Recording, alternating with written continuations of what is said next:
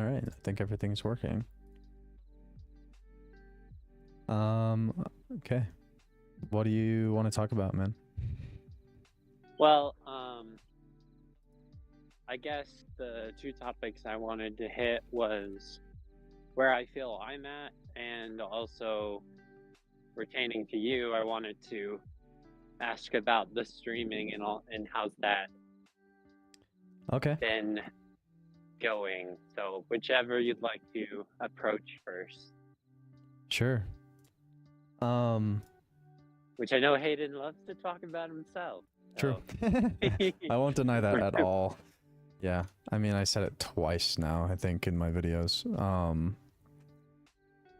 But, or I Yeah. guess in my video on my live stream, but, I mean, sure. Let's start with you, because I can ramble on forever about me. All right. I guess I'm at this point where I've found myself participating in behaviors that is unusual to me. I'd like to think that I'm one way, right? You think you know yourself, I guess. Yeah, yeah, you have like a central theme to who you are as your Yeah. character, yeah. And I've got to the point where I'm thinking that maybe I don't know myself as well as I'd like to think. Sure. And it's not I've performed a behavior, speaking very abstractly, that is bad. It's more like I have an absence of behavior that I would think is good. Sure. Okay. For example, I'm at this point where, like, taking drawing and animation and all that kind of stuff, when I sit down and I start drawing, it's enjoyable. I like drawing characters and that kind of stuff, and I explored drawing settings, and that was I actually found that a lot more enjoyable when I sat down to actually do it versus I like talked myself up in my head that it was going to be a pain in the ass and I would hate it. And I enjoyed it a lot. Sure. And that's been the case with drawing and animation. And so when I've sat down to just draw and I start drawing, I have a hard time stopping. Like, I enjoy drawing to the point where, like, I could keep doing it until it's inconvenient. Yeah, that's a good problem to have. However, I have that similar approach towards, like, movies, where it's really hard to sit down and watch a movie. However, once I start, I can't not finish it. Does that make sense? Yeah, I actually have the same problem. I mean, the word problem is kind of loaded, but yeah, sure. I don't want to cut you off with my own thoughts if you want to keep spewing, but I've got thoughts on this. Yeah, I'm just trying to build a little bit of the setting before I illustrate what I'm trying to talk about. Yeah. So like that's my approach towards drawing. It's like, love it when I've started, hate it when I haven't, kind of deal. Sure. The same thing with but animation is slightly different. I've found where, you know how it's a cliche where people will not do something because they think they suck at it. Yeah, I mean, and so then they just forego even trying at all. Yeah, that's one of the problems I faced a lot. That's kind of why, like, I wanted to press the go live button more and more, is because, like, I usually would talk myself out of it because I was like, you're not good enough. Yeah. You like, whatever's going on is not up to par to, like, your standards. And so it prevents me from even trying at all. Yeah, absolutely. Yeah. And so I've hit that wall, so to speak, like hundreds of times in the short time I've actually been giving it a crack at animating. Like when I was in when I was in classes, because I'm currently out right now, and I was given a project, and it's like, you need to animate a character saying these lines in this format, in this setting. And I was like, okay, I got it. And so then I'd procrastinate actually doing the hard animation portion. However, right away, I draw the character out, design them, design the setting they're in, draw the backgrounds, do all that shit. But then when it actually came down to drawing the keyframes and putting them together in a document and drawing out all of the different frames for the shot, I'd just be like completely unmotivated. And I feel like part of that comes from a lack of like, I just think I'm doomed from the start, I feel like. Sure. And I've proven myself wrong multiple times, but there's just the mentality keeps setting in, and it's driving me nuts. And I agreed for like Daniel that I would animate some characters for him for a game he's making for a school project. Yeah. And I designed one of the characters right away. And I had a design that I had just made in my free time, and he liked that one. So there's 2 characters. And then I sat down the other day to start doing the idols for when the character's standing still, right? So like, since it's 2D, I had to like draw them like standing there, breathing, some kind of variation of movement while they're technically not moving. Sure. Yeah. Idle. Yeah. Yeah. And so, and it was really hard. and I went through and I did all the roughs, and the roughs turned out great. And I was pretty satisfied after I went and got through it. And then I was like, oh, well, shoot, now I have to go back and line all of it. And like, this is the fine line of the border of the character, and do all that stuff for every single frame in the shot. And right.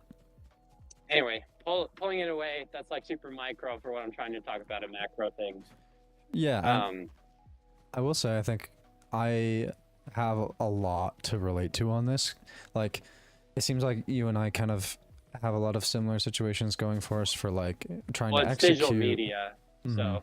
Well, even if the subjects were like as far apart as you could do, the idea that we both kind of are struggling with the same idea of like, I almost want to point to like imposter syndrome, because when I think of myself of like who I could be, where's this going for the future, like what kind of person I want to be, there's a lot of like potentials, and it's hard to settle on one thing exactly. And then when I do settle on that thing, I tend to think to myself like, oh, well, maybe I'm not cut out for this as well as I thought, or maybe I'm just not good enough or whatever. But like you said, I proved myself wrong. Like, I took the time and I made a video, and I took the time to make shorts of me doing EIDO, and I'm proving to myself every day now that like, yeah, I can do this stuff. And maybe it's not as great as I'd like it to be, but it's a start, and that's really important, because like you said, starting's the hard part. Like, even on the day-to-day of like even just getting to open up, like you said, the animation stuff, and even get started putting together that time on the project, the actual execution is not the issue. It's kind of like a larger macro lens issue. So I completely agree. Yeah, I think I wanted to comment while you were talking about it. I think it's great. I'm impressed with like, I was looking through your shorts list, and one of your shorts had like 1,000.3 something views. Yeah, I've got a few thousand on some. That's really good. How long have those shorts been out? And it's like, you don't have any, from my understanding, you don't have any publicity already. So like, the fact that you caught that much attention pretty quickly with some of your shorts is pretty impressive. Yeah, that's a whole nother conversation too. Like, I think the view count is something on YouTube that like, it's very misleading. And if you give too much weight to that number, it can start to corrupt your mind, and it really affects kind of like your performance or your motivation. And I've struggled with that in the past because this isn't the first time that I've tried to like make a YouTube channel and do things.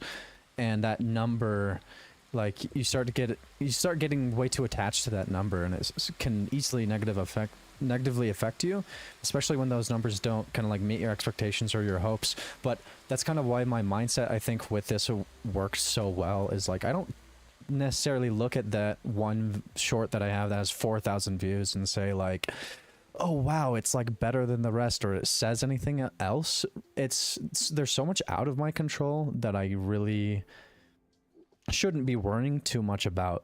What parts of this system am I in control of? And I can celebrate the fact that I'm getting some publicity now. I have a very consistent stream of like people liking my videos. Like I notice on my shorts, it's very consistently like 10 people that like the video like the same night it comes out, which tells me like, okay, there's a moderate crowd of people who like my content enough to stick around and actually like view it every day. And that's more of a metric that makes more sense to me, because any video can kind of like catch traction or views, but the engagement means so much more. But thank you. Well, I you do also appreciate had the one compliment. with 5 comments on it too, and so you had, and like I didn't recognize any of the people commenting, and I think one person commented in like another language. I guess you used translate. Yeah, I mean, it wasn't Japanese unless they just used characters wrong, because there's like an X in there and no, stuff. it wasn't. They were from Dubai or something. Dubai? I That's think it was cool. some Arabic language. I don't know my cultures that well to know, but I just translated it. I don't remember what language it said it was. And essentially he just said like, don't move your eyes down on Kiryoshiri. And it makes sense, I guess, to not, depending on your perspective. But like you said, I replied, there are many different styles of Yaido, and I just perform the wazas the way I've been taught, and very simple. But I think technology allowed that. Like I would like to be able to speak Japanese personally a lot better, so I can actually talk to people in Japanese. But luckily, with the translate, I was just able to see exactly what he said, and it made perfect sense. Like it wasn't like a shitty translation or anything. So I got to feel a little bit of like togetherness about a thing, and like looking at these compliments of like, wow, you're like as precise as a robot, or extremely smooth or whatever. And those comments mean a lot. Like I have been working on my Yaido skills for more than 2 years A now. while. Yeah. And I also put quite a lot of emphasis and work into Yaido when I'm there. I've been going very consistently as well. It's not like off and on for 2 years. It's like, no, I'm going like once to twice a week for 2 years straight, super hyper focused on just building my character. Like you said, kind of like that idea of yourself that you think that you are. Like a Yaido is part of that for me. That's part of who I am now. So I connected the dots one day and eventually figured out kind of my epiphany that was along the lines of like, look, I already have some things in my life that I'm good at that I can share with the world, and it still takes work and time and dedication and planning and all that stuff, but like it's not actually that hard. I just, right now I need some help with the initial recording part of it, which my girlfriend MJ and my cousin Lincoln have been helping me with that part, but the rest of it like I can do on my own. And today, even actually, before we even got to talking at all, I had taken like 7 or 8, I think maybe more like 7 of my shorts that I had pre-recorded and actually scheduled them to go upload. Before it was more like just the day before I would schedule it, and even it got to the point where like I didn't properly... Sorry, I'm fighting with these Mongols. It's kind of taken my attention away from what I'm saying, but I went and I did a bunch of work, and it was more about like telling myself to get started, because I woke up today and I asked myself like, okay, what do I want to get done? I did a bunch of chores and prepared for my daughter to come over, and my daughter's coming today, and I wanted to get something going, but I noticed that that's not how it is every day. Sometimes I wake up and the opportunity is in front of me to like do what I want to, that it will like propel forward my career that I'm trying to make here with being a content creator. And I think that it's hard because sure, like once I do something, it's great, but getting to then do the thing is the hard part. So I guess I'd like to hear more about kind of like your personal wherewithals with like your status with how you feel about yourself. Kind of elaborate more on that stuff. I'm very curious what you mean. Sure. And I was bringing that stuff up because, I mean, I figured you'd want to comment and I'd get to learn some more about what's going on with the streaming stuff. But yeah, I was also just trying to paint the setting before introducing the characters, so to speak. Sure. That makes sense. Yeah. So I have that. I've noticed that about myself recently. And then there's. Can I ask a leading question to try to like channel the train of thought? Who is it that you want to be? Who are you trying to be? What version of Callus would you like to be? I think it kind of ties into one of our earlier conversations with expectations, where I've noticed a lot of my formation of who that character is that you're asking about is formulated by the people around me and not necessarily myself, right?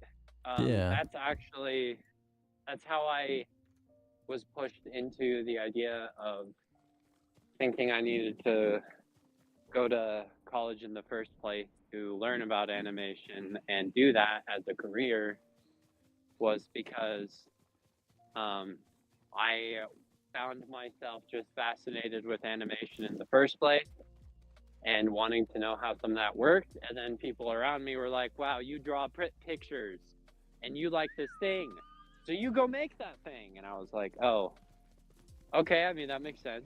Sure. Yeah. And so that's where I'm at.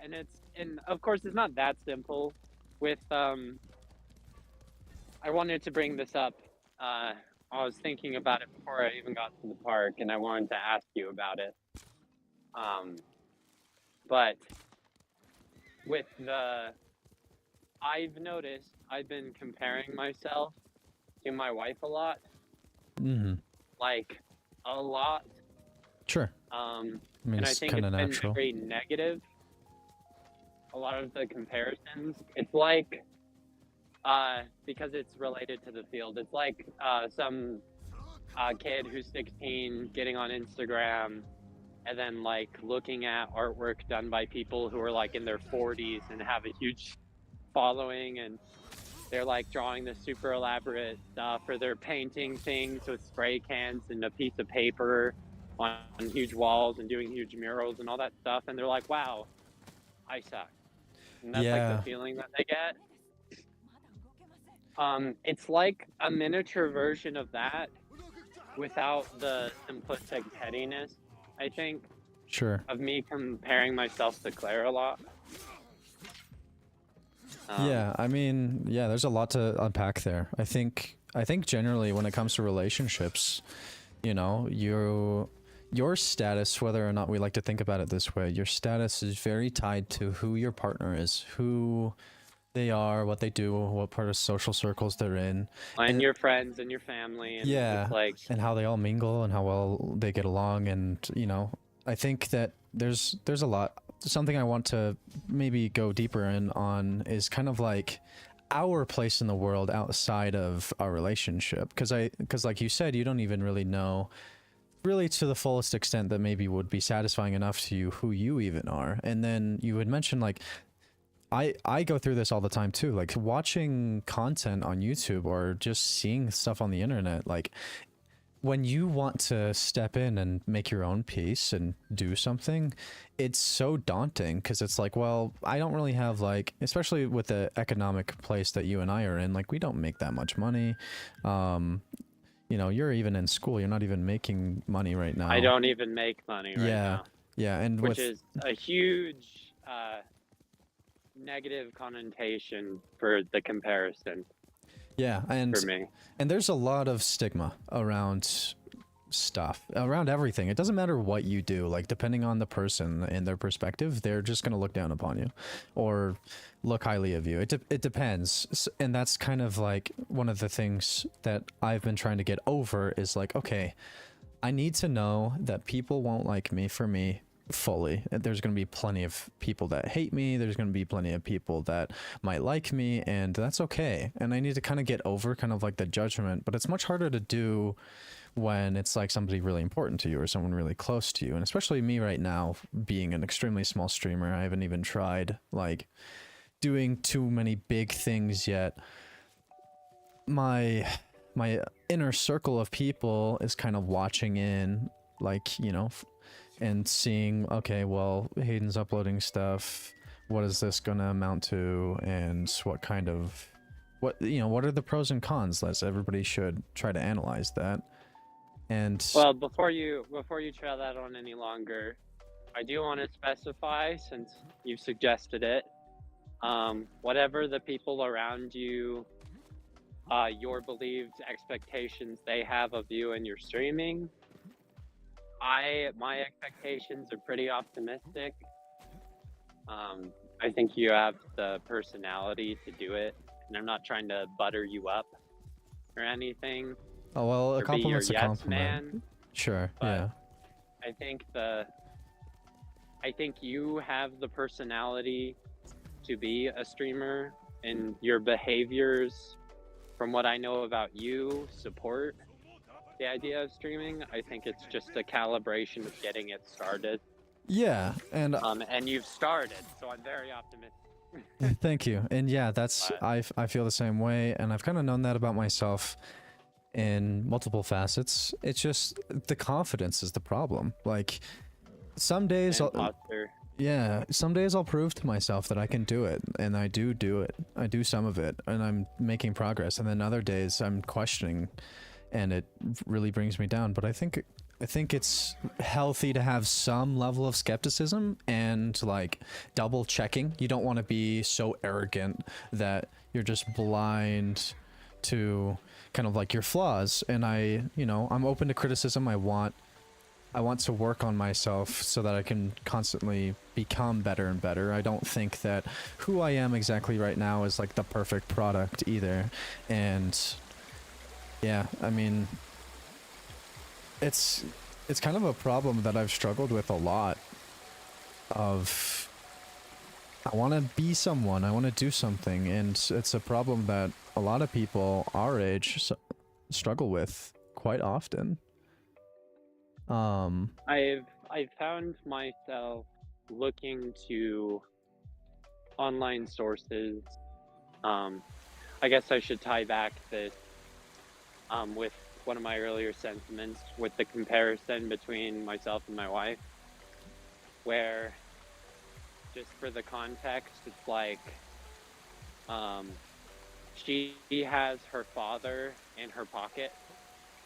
So whenever there's a problem, whenever there's any kind of situation that she doesn't know what to do that comes up, her first instinct is to pull out her phone and call her father. And her father always picks up because of the situation she has, and her father's older. Sure. And he doesn't have anything he's doing, but he's a very wise old guy. And he loves to talk to her, and she's also an only child. So that means there's literally nothing demanding the attention. So that's why I say he's literally in her pocket, and calls him all the time anytime something doesn't make sense. And she gets a solution and she fixes it. In my case, because I'm comparing, I do not have my father in my pocket, even remotely. I very rarely talk to my father, and whenever there's an issue I don't bother trying to reach out to him to find a solution because I know if it's a time-sensitive issue, it'll be at least 3 weeks on average by the time I get to talk to him by the time from when I reached out about it. And Yeah, so by then it's already blown over and I've suffered the consequence of whatever I chose to do. sure, man. And I understand that having a good support system of people you can talk to is super important, and I don't take advantage of that enough of the support system that I do have. Mainly, I think maybe another part of it is like kind of that self-sufficiency or that self like independence that like you can take care of your own shit, and it's nice to be able to prove to yourself that you can do it too. But in a sense. yeah, that's just one aspect of it. Absolutely.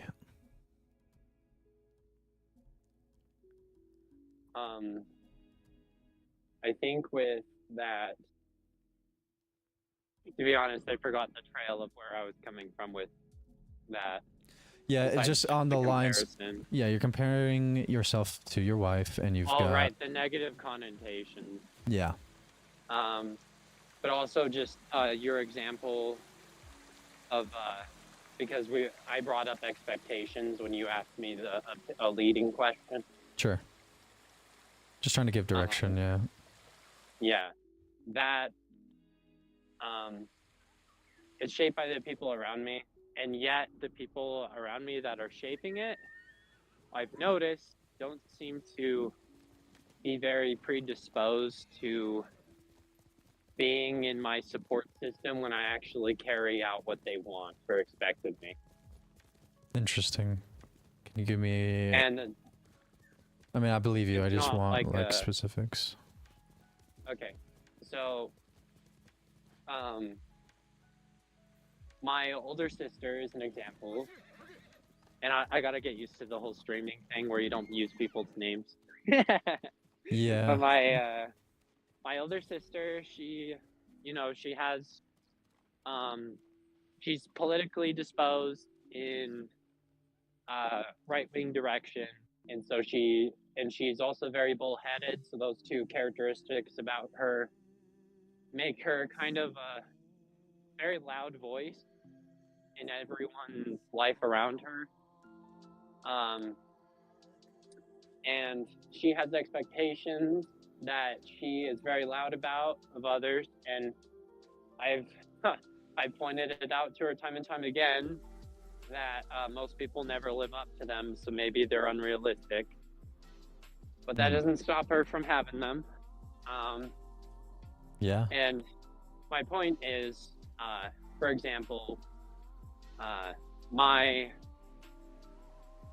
think I told you my sentiment when we were originally hanging out and we had met in Idaho and all that stuff. With like, I didn't believe I was going to go to college. I thought it was a waste of time and money. I mean, being in the arts is hard. Like, if you're in STEM, it's a little different, but yeah, that was my sentiment back then. Sure. And that's how I felt. And so I quote unquote planned accordingly, and I just got a bunch of jobs and worked, and our mutual mentors, I'll say, they had expectations of us, and I would say both of us failed them. Well, I mean, yes, we failed their expectations. I think as a blanket statement, but the why is so important. But yeah, I get what you're saying. Anyway, at some point after I had worked enough, I came to the conclusion that it jived along with the words you used in one of your last like TSUSHIMA thoughts and feelings video, where you said, I've come to the point where I think I don't want to do work for the rest of my life that I absolutely hate, and I'd like to do something I enjoy. Yeah, I think that's a common thing that a lot of people can relate to, for sure. But the execution on that is so hard. Because we need money, and it takes so much time and dedication and talent and so many other things going for you that have to line up to actually, you know, have that type of lifestyle. So I'm really hoping that, you know, if I put in the right amount of work, that I'll actually get out of it what I'm hoping. But I also need to be humble and realistic and try to make sure that I'm not putting myself at jeopardy just to try to achieve this. Yeah.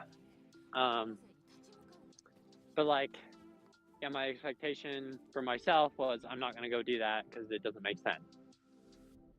And coming down the line after everything that transpired, and then I came to the conclusion of like, I want to do something that doesn't make me miserable for the rest of my life, right? With that sentiment.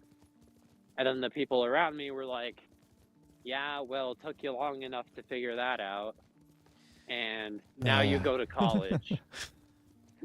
And it's like, okay, well, are you going to pay for my tuition? No. Yeah, yeah. But you go. And it's like, okay. And it just so happened with like dating my wife and all that stuff. Again, with the comparison, because my wife, she only child, as I said before, her parents are very old and they don't got anything to do. And so they paid for her to go to college at a college in Washington, right? Yeah, everybody's life situation is very different. Yeah, and so she went the years, and then she graduated, and she immediately gets a high-paying job. And so it puts you in this, it put me in this weird situation where I was like, okay, so you spent the last 3 years going to college, and now you make 2.5 times as much money for half the effort of me going to a job that I work currently. And I've been working different jobs over the last 3 years. Yeah. So like practically I'm like, hey, clearly one of these paths are not the same, and they're not equal, and it is clear which one is superior, at least in results. Oh, okay. Yeah, I want to push back a little bit on that, because I think, like, Sure. if Claire could have had anything she actually wanted, maybe like childhood dream type shit of like dream job, I don't think she would be in the place that she's in now. I think that's kind of a different thing, because I think with you and me as well, in my own respects, like, we are trying to chase a career that is not just, oh, what I'm supposed to do, right? Like, go to college, get a high paying job, fit into society, follow the norms, be a contributor to the community, all this type of like mindset. And it's a noble one, and I understand the arguments there, and I think that it doesn't fulfill everyone to have kind of that blank slate, like, okay, yeah, I'll go into business and I know that that'll be a safe route and I'll make money. But that's the thing, is I don't know that you or I value money that much. But what we do value is recognition and, to a sense, status of who we are, the characters of who we are. I don't think that either one of us really like to be defined by our income or our jobs. Like, that's not who I am as a person, even though in Western culture, especially in American culture, at least from my first-hand experience, it's very like, if somebody asks, how are you, what are you doing, you talk about your fucking occupation, and I hate that. And so I would like maybe to talk more about hobbies and interests to define who you are as a person, and I feel you are probably the same way, right? Well, not to bash that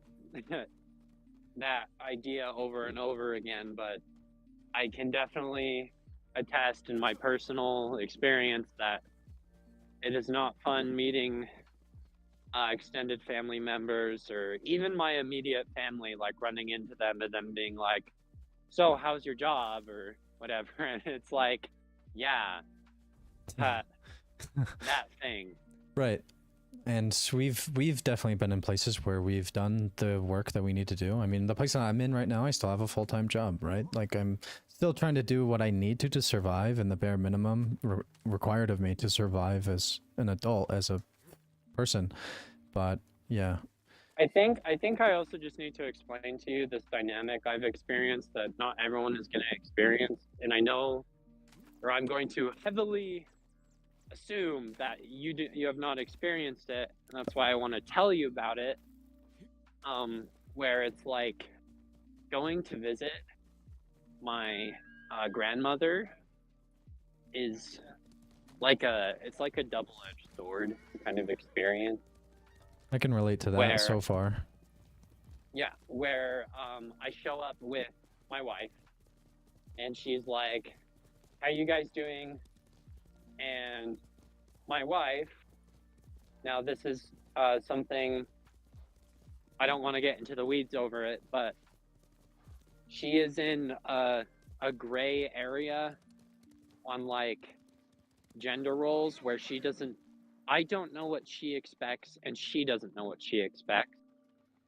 And so a lot of the time I'm just picking something, and most of the time I was correct in my assumption and things are fine, and then other times I'm wrong and then it causes a problem later. Yeah, this is a huge topic I would love to get into, because I think people actually need to have these types of conversations. Sure. Yeah. I do want to, we can touch that again, but I was just prefacing that as it's part of the experience, because I'm trying to paint why it's a double-edged sword to go to my grandmother. Yeah, I But completely this get ties that. into the work, where there's that first off. So sometimes she'll be irritated with me for the rest of the visit because I did something that I thought would be fine, but she didn't think so. And then beyond that, just the interaction with my grandmother is like, the comparison is super extreme, because we'll sit down and it'll be like, she'll immediately start with my wife, because my wife has the job. Right, yeah.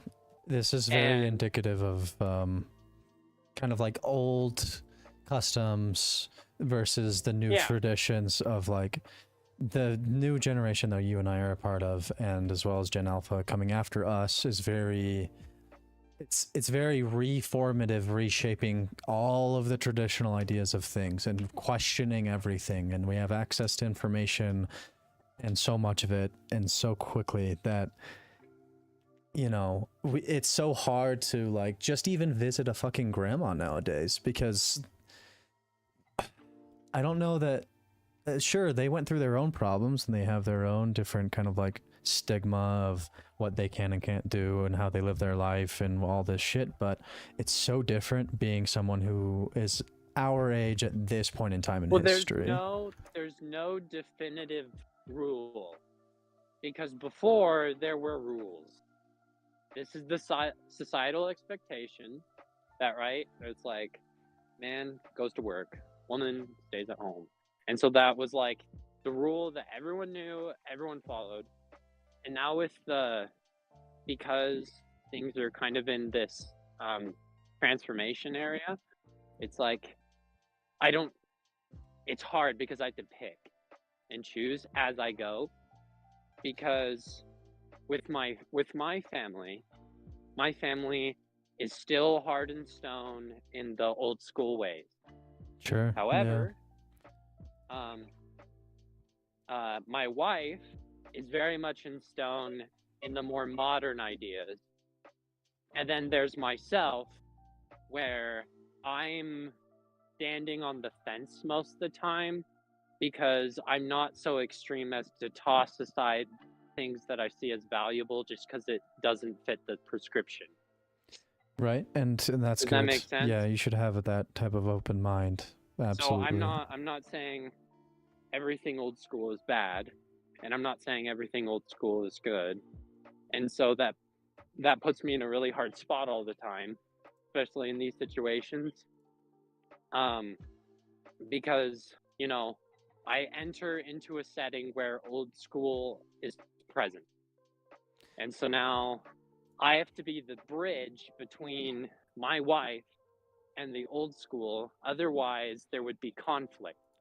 And so I have Yeah. to kind of do it in a very diplomatic and cautious way whenever I'm interacting with my family while my wife is present, because I don't want some kind of fight or altercation, Obviously, yeah, yeah. Nobody likes. especially because it's like it's between the two parties I can't piss off, right? True. Yeah, I yeah, don't want to be at odds with my family and I don't want to be at odds with my wife. yeah. And so it's like it's a lose-lose however the dice roll out if anything happens. So I'm Well, always playing I this believe you. this super cautious tiptoe around the glass kind of thing. That's terribly exhausting. But with the expectations part of it, which was what I was trying to hit at, it's like I go there and starts with my wife, and then my wife has almost nothing interesting to say every time. She doesn't entertain Sure. my She's grandparent pretty ever, reserved. Yeah, I can understand that. which is extremely frustrating for me. Sure. Yeah, you have to then Um, carry the situation, and it's not really fair. Especially, yeah, all of these factors that you're saying. I already kind of knew I'm this, trying to but paint the full picture, right? totally. I'm not trying to Yeah. water it down because Nothing wrong I with want what you it to said. be understood. Yeah, I gotcha. Keep going. And then when it comes to me, the whole conversation from the very start is in a very like, I don't know if cheek and tongue is the right expression, Tongue in cheek. but it's Yeah. like, or something like that. But it feels like the other party, it's like a teacher asking you a question to answer a question that's on the test, and the teacher knows the question's answer, but they're asking it to know if you know. Yep. And so Yeah. it's like they're holding a dagger, and they're like, yeah, so say the right thing. Yeah, you better say the right thing. Yeah, I hate Kind of that energy so the whole much. conversation. And then I feel the same from my wife, which is what's so irritating, because it's like I'm getting this from my grandmother, and then I get this from my wife because she's sitting next to me. So it's like there's the dynamic of the old school gender roles conflicting with modern society, True. and then there's the dynamic of I don't fit the old school rules, yet I have to bridge between the old school and the modern, which is my wife, and then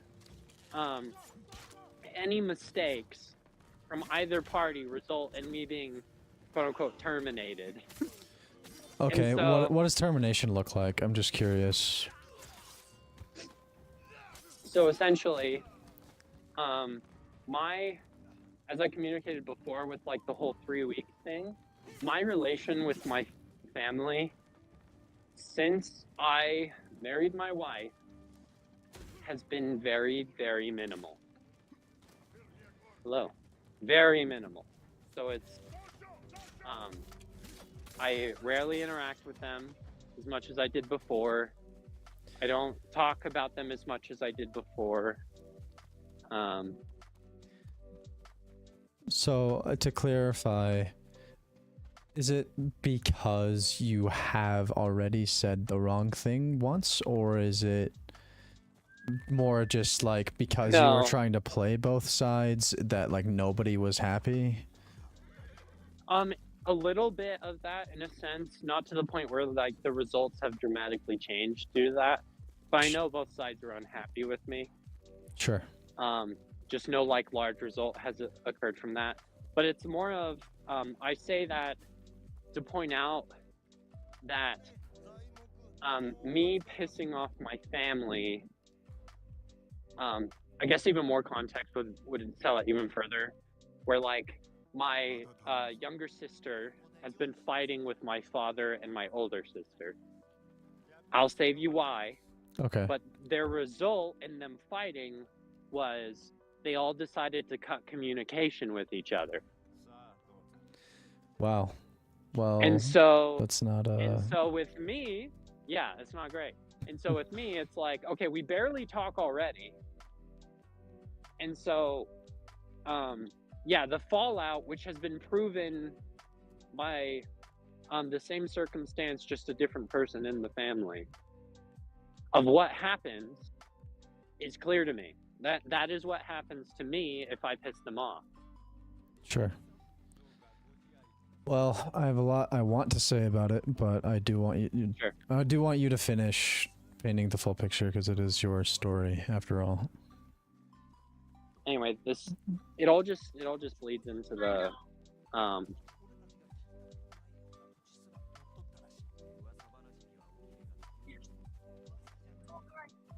it all just bleeds into the expectations for what I'm supposed to do and be, Sure. and the consequences of not achieving that. It's not even like I feel like I'm living a life at the moment that is lived to avoid problems, not necessarily for good health and the betterment of myself. Yeah. Like, it's like I'm so busy trying to wrap wounds that I'm not focusing on just getting out of the area that's causing them. Yeah. Does that make sense? I get that. It's more of a survival mode, trying to mitigate damage rather than trying to grow yourself, which is what you should be able to focus on, and it's not really fair to you. Before I was able to ignore that kind of family dynamic and stuff and play really well around it, not making anyone mad and kind of appealing to all sides and just trying to retain a relationship. And now it's come to a point with, now that I'm married, I have to play a bridge between my wife and my family. And so now I'm not able to play diplomat, because when I play diplomat, there's a chance that that she won't approve of the way I did it. Sure. And then that causes problems for me. Yeah. Yeah. I think yeah.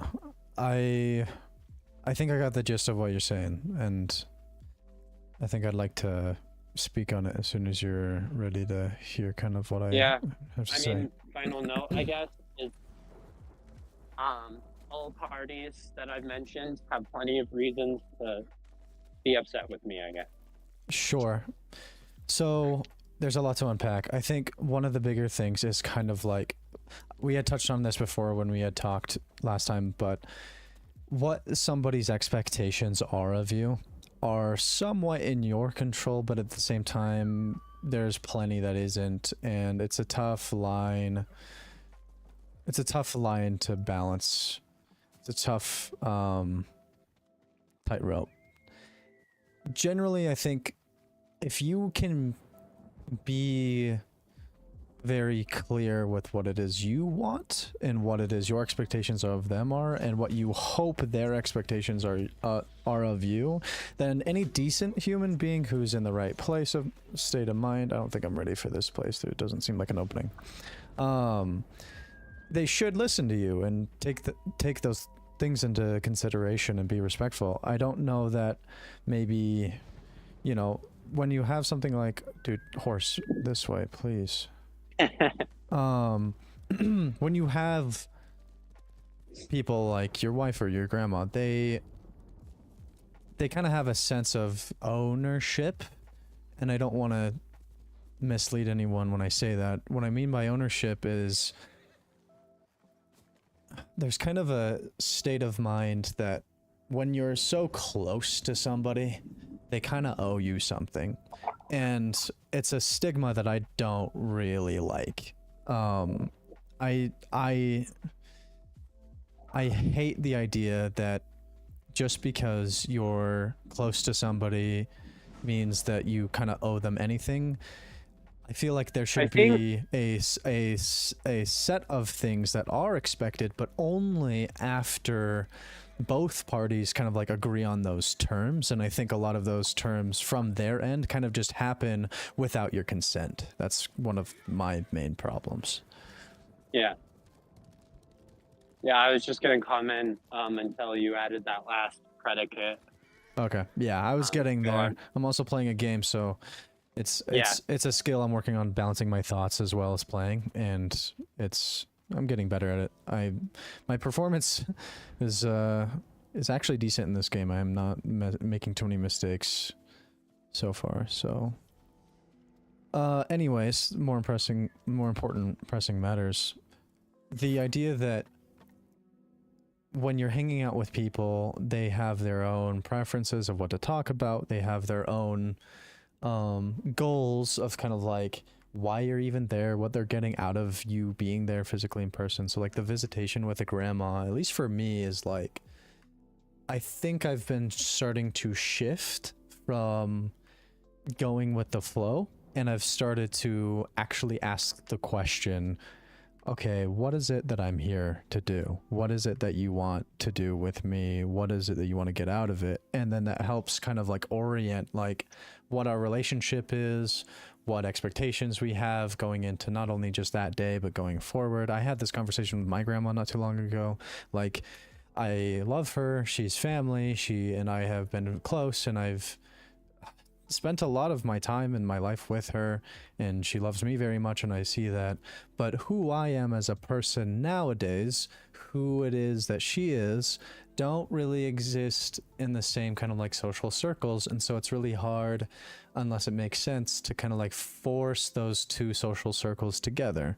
And I think that she wants me to be part of her life a little bit more, and I want to be able to do that, but at the same time, there is so much else going on as well that is so distracting. And I'm not saying it's necessarily justified to like pull away and not be as close to family, but it's completely understandable why, at least from my perspective, like I've kind of told people off a little bit of like, yeah, I just kind of don't want to focus on anything else but my very small little life of where I am and what I'm doing in the current moment. And I understand that they're in a different place of like wanting to reach out to family, and it's kind of an expectation that you are close, but it's starting.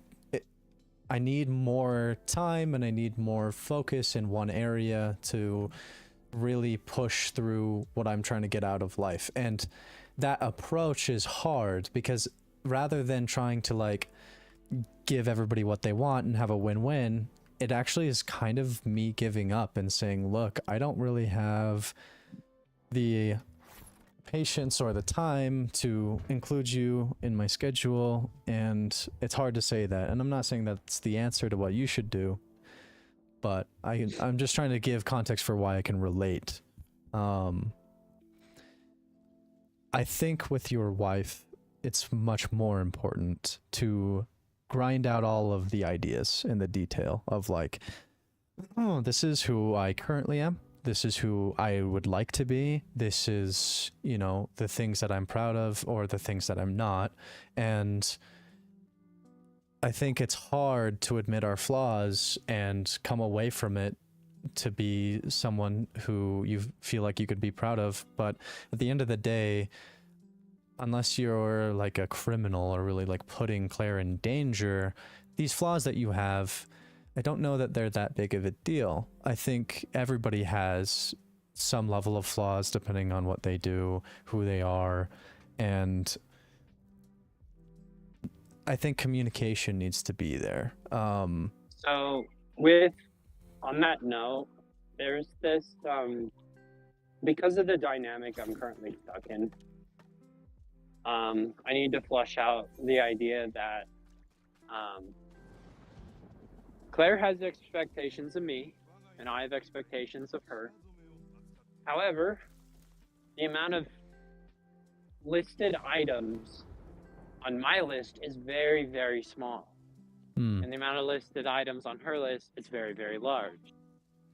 On top of that, this is exaggerated by the fact that, in a sense, she is the person with the power Sure. Does that make sense? Well, you have to lend it to her, or at least allow her to have it, but sure. No. She has the power in every way.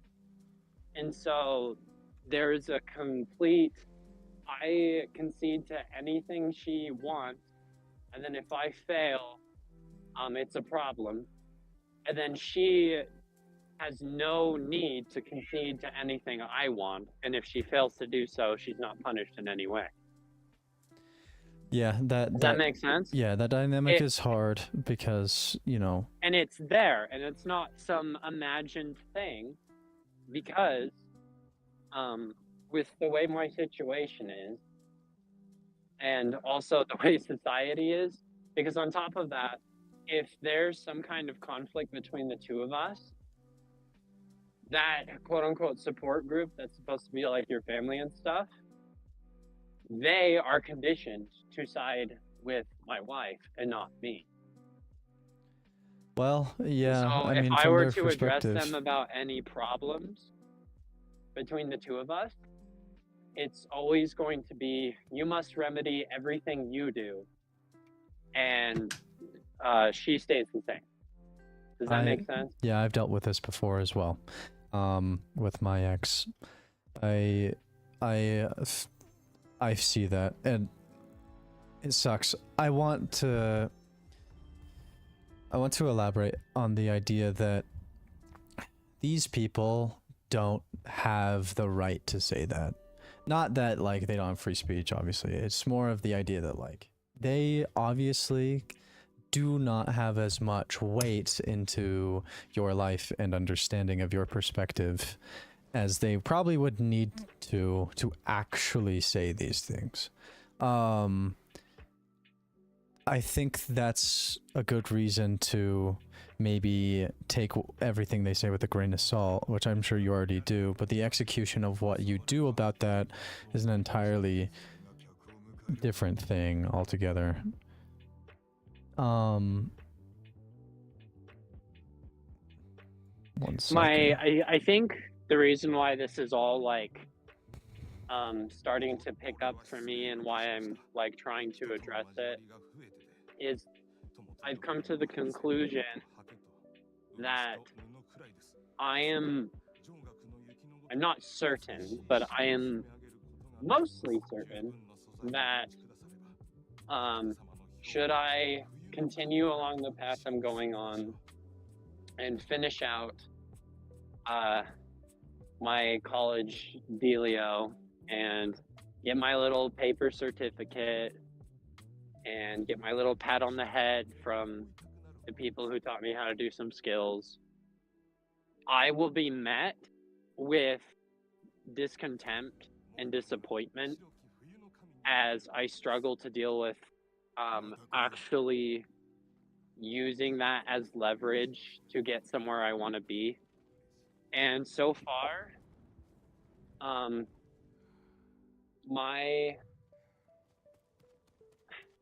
again, with what I said, with they expect things but then won't put a chip in to make it happen. There's like, even with my wife, she may pay the check for me to go do the thing, but beyond that, she's been extremely antagonistic and like negative about the whole thing. Yeah. And then it's put us in conversations where like I've addressed that, and I'd be like, look, like, if you don't want me to do this, then I'll just not do it, and I'll just go work some trash job I don't want to work, but I'll do that if this bothers you. And every time she says, no, you go do it, because if you don't, I'll feel guilty for not enabling you. Because I can. Yeah, that's hard. And like, one final statement with the metric for like what's being lost. It has, up to this point, it essentially has cost nothing for me to go, except for the money at the time, and then she has been reimbursed later for that money. So she's actually paid nothing for me to go. It's just been the emotional expectations being failed, I guess, is what's being paid. Yeah. I think maybe there's got to be a lack, not just, it's not really who, it's pretty much everyone involved. People don't actually know what it is that they want or what their expectations are, but yet they act as if they kind of have them. What they're doing is they're acting on their emotions because they feel like, okay, I feel this certain way, but I don't necessarily have all the answers really why, but I need to express those emotions, which they should do. They should have their voice heard with how they feel, but the problem is people don't know enough about themselves to really analyze what's actually going on, but then they relay the emotions anyway, and then nothing ever gets fixed because the heart of the problem is never addressed or understood. So with your situation, the first step you have to take is understanding yourself and then being able to understand the other person. And so both parties have to do that. So what it sounds like to me is that both of you are in this place where you have a expectation, but you don't even know what that is, but you act on it anyway. Like I think it's more like ingrained expectation from society and not really self-chosen. I think for you have a lot more self-chosen, but I think for her, she's kind of just... Well, again, as I said before, that bullet list of things I expect her to do is very minimal, and I believe I know what's on it because I've thought about it, and that the bullet list for her is extremely long. And yeah, well, I think maybe having there's also the enforcement, right? Connor says hi, by the way, in chat. I just wanted to give him Connor. some I just want to let him know I see that. Anyways, keep going.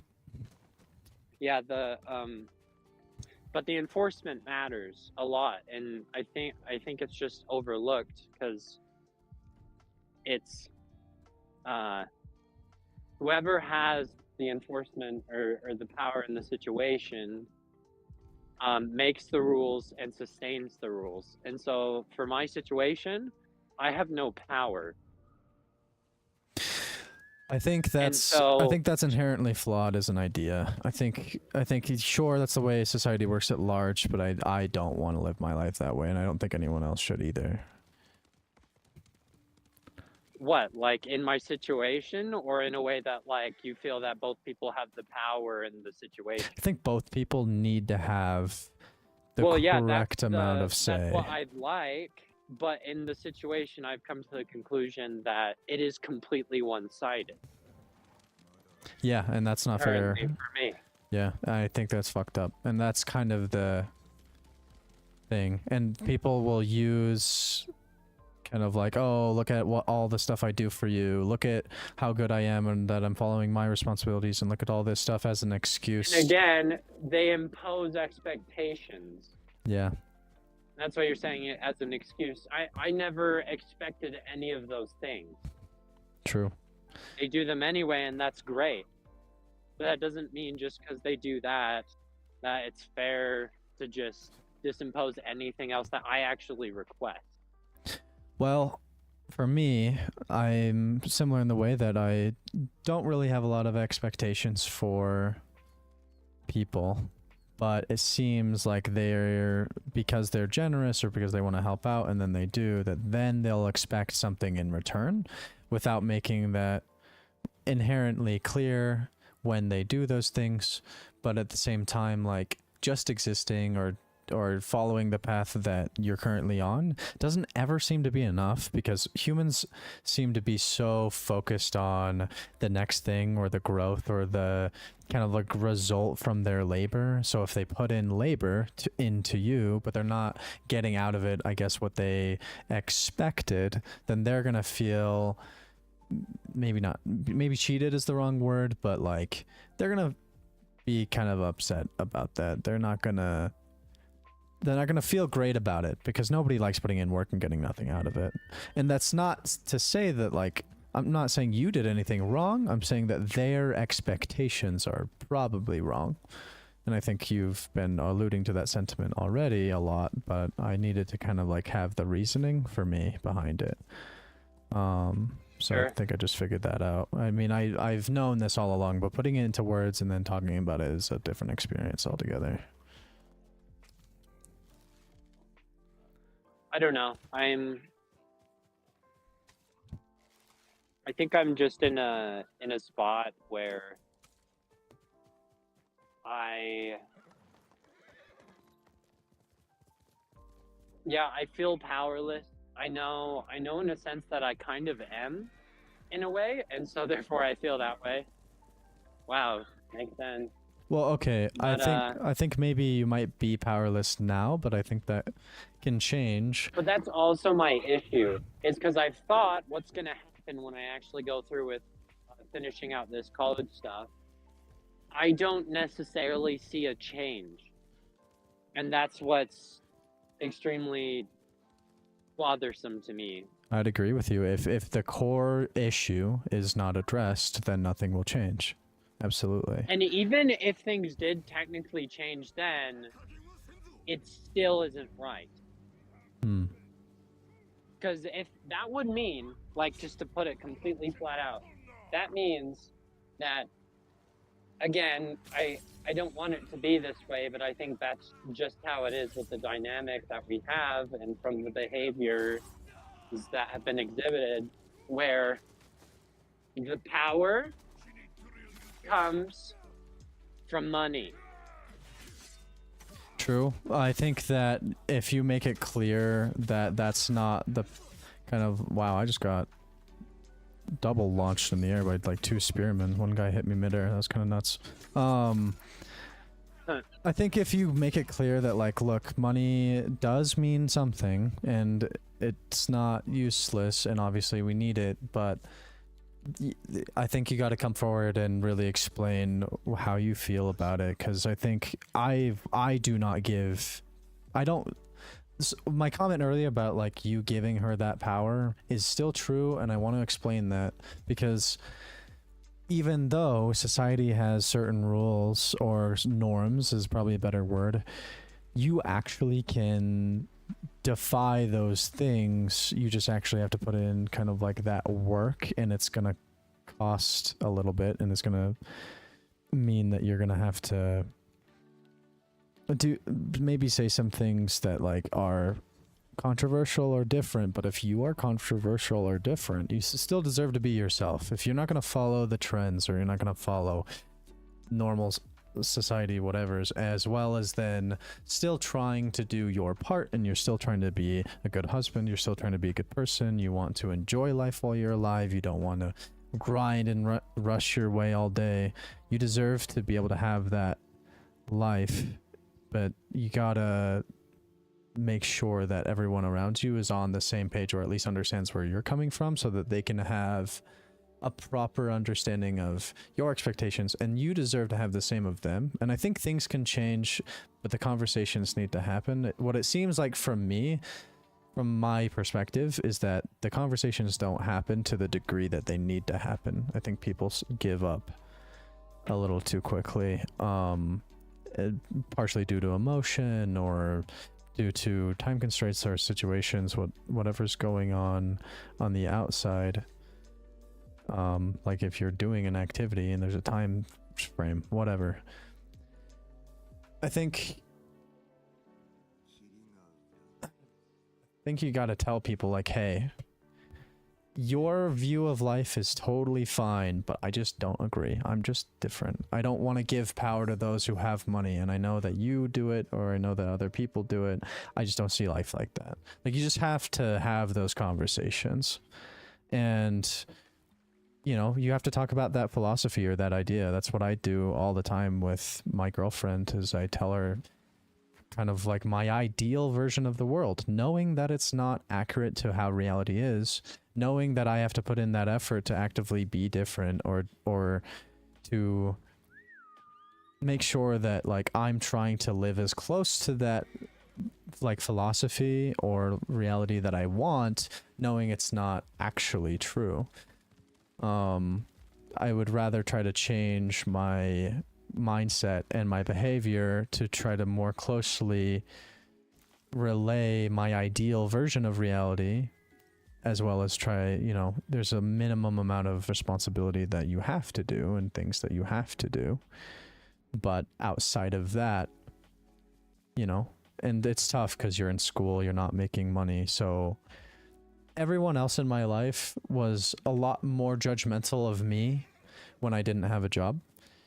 And I'm not saying that, oh, if you don't want to have a job, you shouldn't have one. What I'm saying is, depending on the context, and in your context, it's justified to not have one, as long as everybody else, the support systems that you have, are okay with it. But what it seems like is there's a little bit of two-face coming from Claire. She's okay with it, but then she's frustrated about it. And so I think that's something she's got to confront with herself, and I don't think she really knows to the degree that she even should, let alone being able to communicate that to you, being married to her. Like, that's a communication weakness. It all kind of comes back to communication. It's simple in concept, but it's actually so hard to execute because it's very deep and personal. I don't think it's that simple.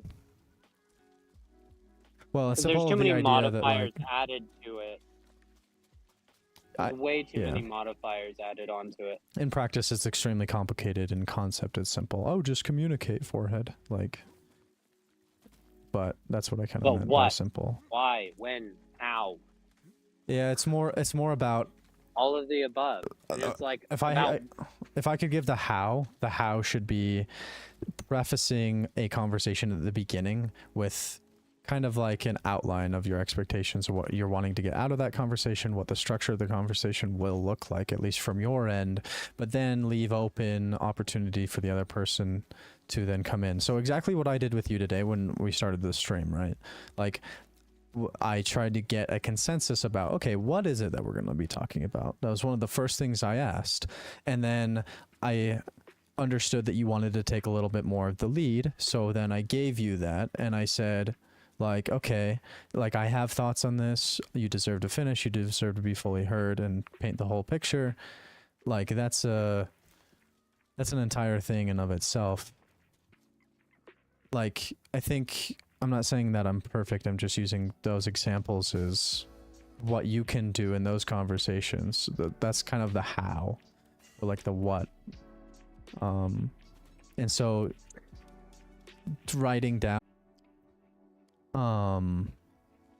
yeah, it's just gotta happen one way or another. So just like anything else, just like a project, if you put structure into it, if you put in thought and a plan, and then you try to execute, but then you're also adaptable enough to change, especially because there's another person in this conversation that might be somewhat unpredictable, and they're an agency, they're an agent over their own agency, which is redundant, but it gets my point across.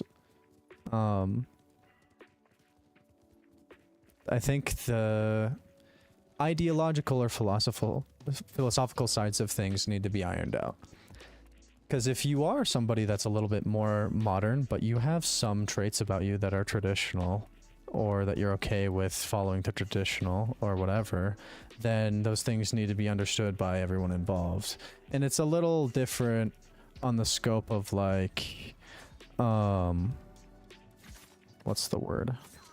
It's a little different on the scope of like your grandma or something. But when it comes to your wife, pretty much everything goes in terms of like what needs to be talked about.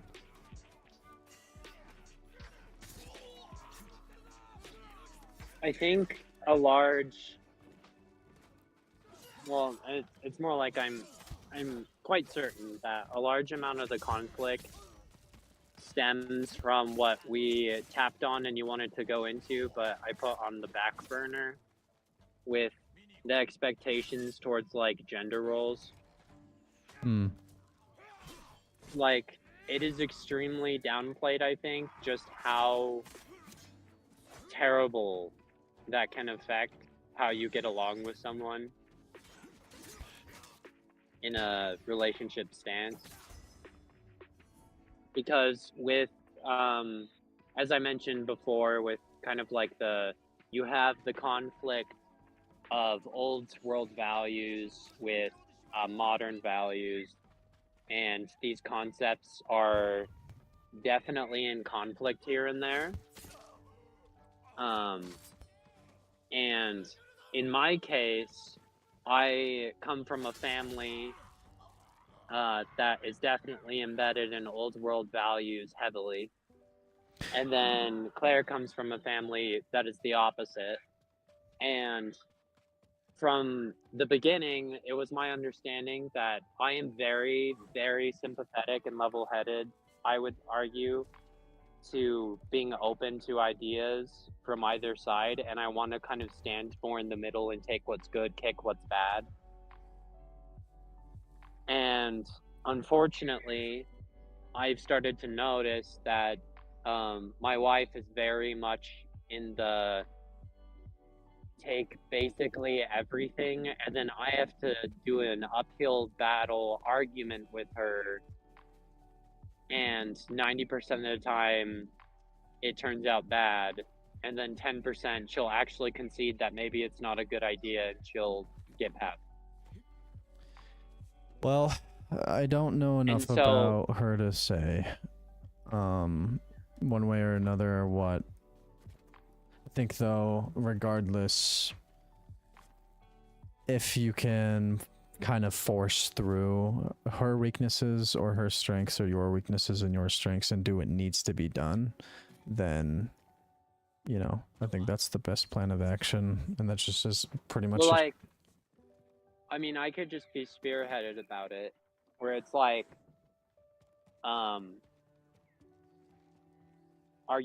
I forgot where you are on, I'll just say position of maybe abortion, I guess, because Sure. Everyone loves to talk about that. Well, it's not Or as it's much like anymore, but I you get that- yeah. Have you sat down and talked with your girlfriend about Yeah. what she thinks? Yeah, and we already happened to agree on that stuff pretty much to Okay. a T, so. Is there something that you haven't sat down that's like some kind of key political thing that people like to talk about? Yeah, well, surely there's so much political stuff, but I'm not trying to just play devil's advocate. Essentially, like, we only have so much time in the day, and talking about these issues is a little less important for us because we kind of already agree on everything. Like, we're very left-leaning people. We like the idea of trying to make change where it's needed to make sure that the growing differences in our modern world are accounted for, and to try to give, you know, like, we have a lot of the same value system kind of as concept, so the nitty-gritty, all of the policies and all that stuff tend to align mostly. I know that with you it's not exactly the same for everyone that you know and your family and stuff, and that's much harder to navigate, and I can't really speak to that because I don't know that well, there's like some religious people in my family which tend to be more right-leaning, but I don't really talk to them, so it's kind of different. Like, if I were to have a conversation with them, we would usually just resort to the things that we agree on and kind of just keep things pretty civil. And so having like those political conversations are not very, they're not as commonplace, but when they are, the agenda of kind of like how you go about those types of things changes drastically depending on kind of the context, who that person is, whatever. So give me something to play with. So we can just use the abortion one again, but like, what Sure. is your stance? Yeah, so my stance with abortion is that the agency, okay, there's a few things to lay out.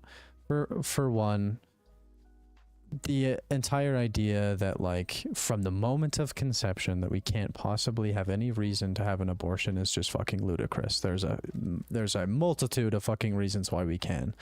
The philosophical side of it from my end is nothing fucking matters anyway, and a life isn't a life until it actually starts to actually live, and that's a completely different thing. And where that line is drawn is usually the bigger argument. For me, it's consciousness. If the fetus doesn't have consciousness and it can't experience pain, it can't even put together thoughts, it can't even put together emotions or anything, how is that something that's alive? In the sense that we like to call humans alive or more important than animals or whatever, like we kind of have like a structure of what it means to be alive, and that's defined kind of the same way that you would define death. If they're brain dead, they're dead. If they don't have a functioning brain, then they're not a living thing anymore. They might still have cells that are alive, like their heart might still be beating or whatever, and they might be on whatever, but if their brain is incapable of having consciousness, that's not necessarily someone who's alive. And there's kind of like a nuanced argument to be had where like, oh, but what if somebody's asleep? Technically they're not conscious. It's like, okay, but this person has already been conscious before, and that's different. I could go into like all the small reasons for why. Sure. That's not really my point in asking. Sure. But okay. And so let's say that MJ has a doppelganger and you have no idea. Mm. And now this MJ doppelganger has stepped in and it's like, hey, I think that's terrible that you think that way, and I'm pro-life. Sure. Life starts at conception, And blah blah blah. Yeah. this becomes, and this has become a problem because let's say you go to your grandparents' house, right? Yeah. And let's say you have my grandparents, just so that the argument works well, and they expect you to have these values, and maybe they make some comment about abortion, and it's very pro, or I guess very anti. Right. Well, no, wait. Big brain. Yeah, it would It's be very pro. anti-abortion. It's very pro. Pro-life, anti-abortion. Yeah, I understand. Yeah, and you are put in the spot where you can say something, okay, or you could not say something. If you choose to say something, you're put in two more options where it's like, okay, I could either like agree with this or disagree with this. Yeah, this is a D&D session. Make an action, roll success, and see what happens. Yeah, and then you have to make another choice. So you could agree. You could agree with your wife, or you could disagree with her, and you're doing it in a public situation, and it's not just public; it's like your family members. Yeah. And so it puts you in a spot where it's like, what's more valuable to you? And you have to essentially play damage control, because either way you lose. I don't agree. I think depending on who you're talking to, you can do things your way and still win for their side too. Because I've had enough of these conversations to learn what those nuances are and how to play these situations. So I've gotten to a point where if I do heavily disagree with something that somebody says, the way I go about it is saying, pretty much prefacing it with like, look, it's complicated. We all have our own individual experiences. We all have our own different views, and that's fine. We can be different, and I accept you for being different, and I wish that you wouldn't hate me just for also having my own opinion, because I don't hate you just because you have a different opinion. And that is not a common thing that people say enough. I think they need to work on saying that. Is like, hey, I'm accepting of your differences. Most people aren't, especially when it comes to politics. It's so dividing. It's so like they make it so personal that like, oh, if you're on the other side, you are somebody who I have to hate. And that's not fair, because people are so much more than just their political beliefs. And I think it's just extremely rudimentary and honestly just fucking stupid that anybody would ever resort to emotion based off extremely little context and depending on very specific things that honestly don't actually represent the person as a whole. So if you're dealing with those types of people, for me, I've kind of just told them like, yeah, whatever, we're not like friends. Like you're not treating me with respect that I deserve, even when I gave it to you. So, you know, you And I lost your understand privileges. that's a fine damage control, not in this specific situation. And that's what I'm trying to communicate. I think it is, It's like but you with, continue. and I could pick something else to make it easier for it to fit in this situation that I'm trying to paint. I think it Like doesn't, if to me, it doesn't matter the what. If there's any disagreement, it doesn't matter. it's things that have a practical, like that can lead to a practical issue. Of And so course. like abortion, that one is going to be like super specific. And you could definitely, that one's a lot easier to rope around with. But with like, let's say religion. So Yeah. let's say, so I guess I'd say I'm in kind of a gray area. I'd say I'm kind of agnostic. I don't know. I just don't care enough about it. Well, Okay. it's, you are a So let's say- non-believer, non-actor. Yeah. Sure. And It that's what has matters. And the absence. like, God, yes, no. I guess I'm in no Sure. for now. Well, yeah, you But don't let's say- actively practice what religious people would expect you to practice to actually No. believe in such a thing. No. But then let's say that we both, because we're married, okay? And so we both checked the box no when we were going into being married. So that was our understanding. And then let's say later down the line, I mean, I'll use myself if it's less damning or whatever. Edit damning. But Yeah. let's say Claire is like, you know what? I want to join the LDS church and I want to go to church. Okay. Do you believe in God now? Yes. Okay. And so now she starts going to church. However, at church, she gets ridiculed. Not like probably outright. Probably not. They're way too nice for that. But They do it very passively aggressively. like yeah, the yeah. hate. Yeah. Yeah. And so they're like, why isn't your husband here? And now Yeah. she's put in this. So now her ability to pursue what she wants is hindered by me, even though it was unintentional. And so now she's put in a spot where she chooses to either continuously swat these people off, and you know how persistent they are. Yes. Absolutely. Swat these people off every freaking time she goes to any kind of LDS event or whatever, to try and continue pursuing what she cares about, while also allowing me to be in my zone. Or she concedes and goes to me and is like, will you come with me to this event Yeah. No. Yeah. to do this with me? Well, she needs to. Claire honestly You don't needs to need get a to grip. believe in God, but would you please go with me to the event? Because you're my husband and I just want you there with me. This is a social activity. And Yeah. it's like, then that puts me in the spot where it's like, okay, so I concede, like, personally, to just scope it out, I wouldn't mind going. So. But that's not the point of my statement. It's like, okay, so you want me to go and participate in this thing that I don't really believe in, but I'm your husband, so you'd like me to do it. And I can say yes, or I can say no. And if I say no, technically, it's all just a gray area of whether or not she could hold that against me, Sure. or whether or not she should.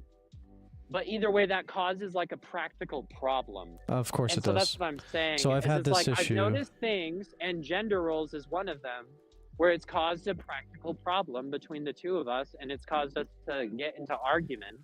Yeah, and usually you would with get these things. Usually you would get these things kind of through with these people, kind of in the dating phase, and it's much harder now to look at these things. But I think that itself is inaccurate, because there's too many things. I mean, you said it yourself with the like scope of politic, where it's just like there's so much shit and you only have so much time in your day. I'm literally paraphrasing you. Sure. Yeah. Right. Yeah. No, And you it's raise like, a good point. You're not gonna know, and you're not even gonna be able to ask all of these because you won't think to until it happens. I people will do, also but that's have just a change of me heart. thing. Like it's not. People can have change of heart. as Well, well, which was my example with the religion. And that's the thing that often happens too. well, I understand that. Like, I completely agree. Your points are valid, but let me address each one because I've been wanting to. Sure. I've been wanting to speak on a lot of this, but it's hard to keep track of everything.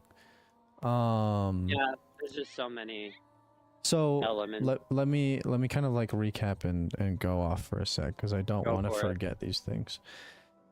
When it comes to a relationship, it's imperative that you talk about these things. Usually it would be done before you get married. I know that life is so complicated and that people have changed their heart and all the things. I understand. I personally make sure to take the time now to do this after having had such a horrible relationship experience with one of my exes when I didn't do this. So the relationships I have had after that, I took the time in the dating phase to ask these questions. And I think given where you are now, obviously that's not a solution because that's not the situation. Yeah, that's just cutting the rope for where Yes. I'm at. Right. So I need to navigate your situation and say what it is that I would do here. And in a sense I have done certain things in these types of situations. My girlfriend's not LDS, but her family is. And my girlfriend has been invited to go do LDS things like go to somebody's baptism or whatever. And because she's family with them, she used to concede, not so much anymore because I convinced her that she deserves to be her own person and act the way she wants to and say no. But the idea that she would go to these things, but she also invited me. And I had to tell her, like, hey, look, I know it matters to you because I'm your boyfriend and that you just want me to be there to support you or be with you, even though I don't share the same beliefs. It happens to be that she doesn't share the same belief, but I think the point stands either way that I told her no, but I told her that it doesn't mean I love her any less. It doesn't mean that just because like I have a different value system and I'm going to say no to things that means anything negative. It doesn't. I'm just acting upon my character of who I am as a person, and she should be accepting of who I am as a person just as I'm accepting of who she is. And people are not able to say no or to coexist with people who disagree with them very often. It's extremely stupid, but whenever people have fundamental... Isn't that a paradox in of itself? I mean, it's a lot of Because things. someone wins but... out and someone loses out in that situation regardless. So it's not a you do you, I do me, respecting who I am, I respect who you are, because either way, someone doesn't get their way in that situation. Because yes, you may have like damage controlled the best possible way, and I'd probably do something similar. So I'm not trying to like flack at you or anything. Sure. I'm saying that it's like in the end, she lost out. If you told her no, because with your explanation, right? It's I still love you, right? But I'm not going to participate in this behavior you'd like me to, right? I'm gonna do what I want. It's more than that, but yeah, that's as far as I got. I understand, but like drawing the line, technically, someone loses out, and so it's paradoxical to say that, like, each to their own kind of respect in a way where no one had to take the dive. Yeah, I see that. Someone takes the dive. Okay, I understand where you're coming from, but I think people can take the dive to varying degrees. So Sure. what's important is not who wins, who loses. I think that's a very toxic way to look at it, and it's a natural way to look at it, so I don't blame anyone, but to look at a situation and say it's either my way or the highway, or it's either your way or nothing, it's not the same as saying, look, I've got reasons why I'm saying no, and here are the actual consequences and implementations of me saying no, what that looks like for us, what that looks like for me, what that looks like for you.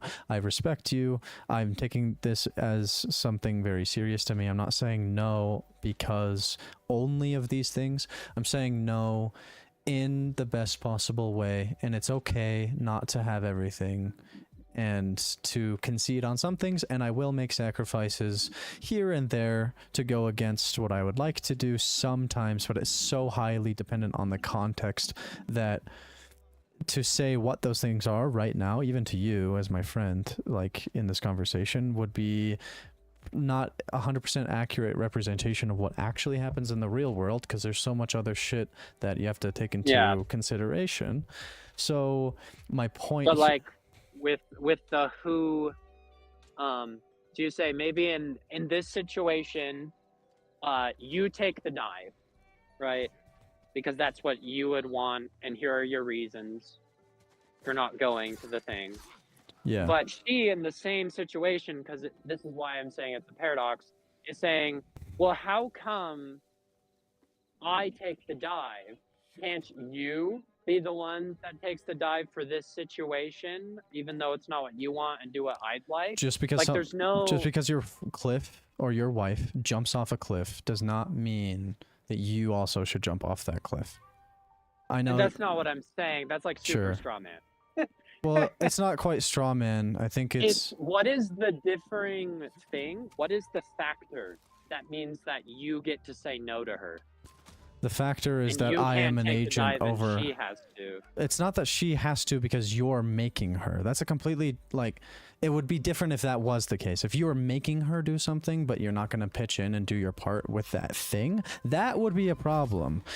But that's not what's going on. She is signing up for something out of her own volition and her own agency. You deserve that same luxury. Does that make sense? Like, it's not the fact that, oh, she's taking a dive and because you're her husband, you should also too. No, she signed up for this. You deserve to sign up for it on your own volition or agency, just as she did. That's how it's fair. Does that make sense? Like, it's not about like your role or whatever. You're two individuals in a relationship, and some things you'll do together and some things you'll do apart, and that is totally natural, and it's okay. And if people are not okay with that, then you need to talk about it, and you need to figure out what they're okay with and what they're not. If she's not okay with you saying no, that's a completely different issue.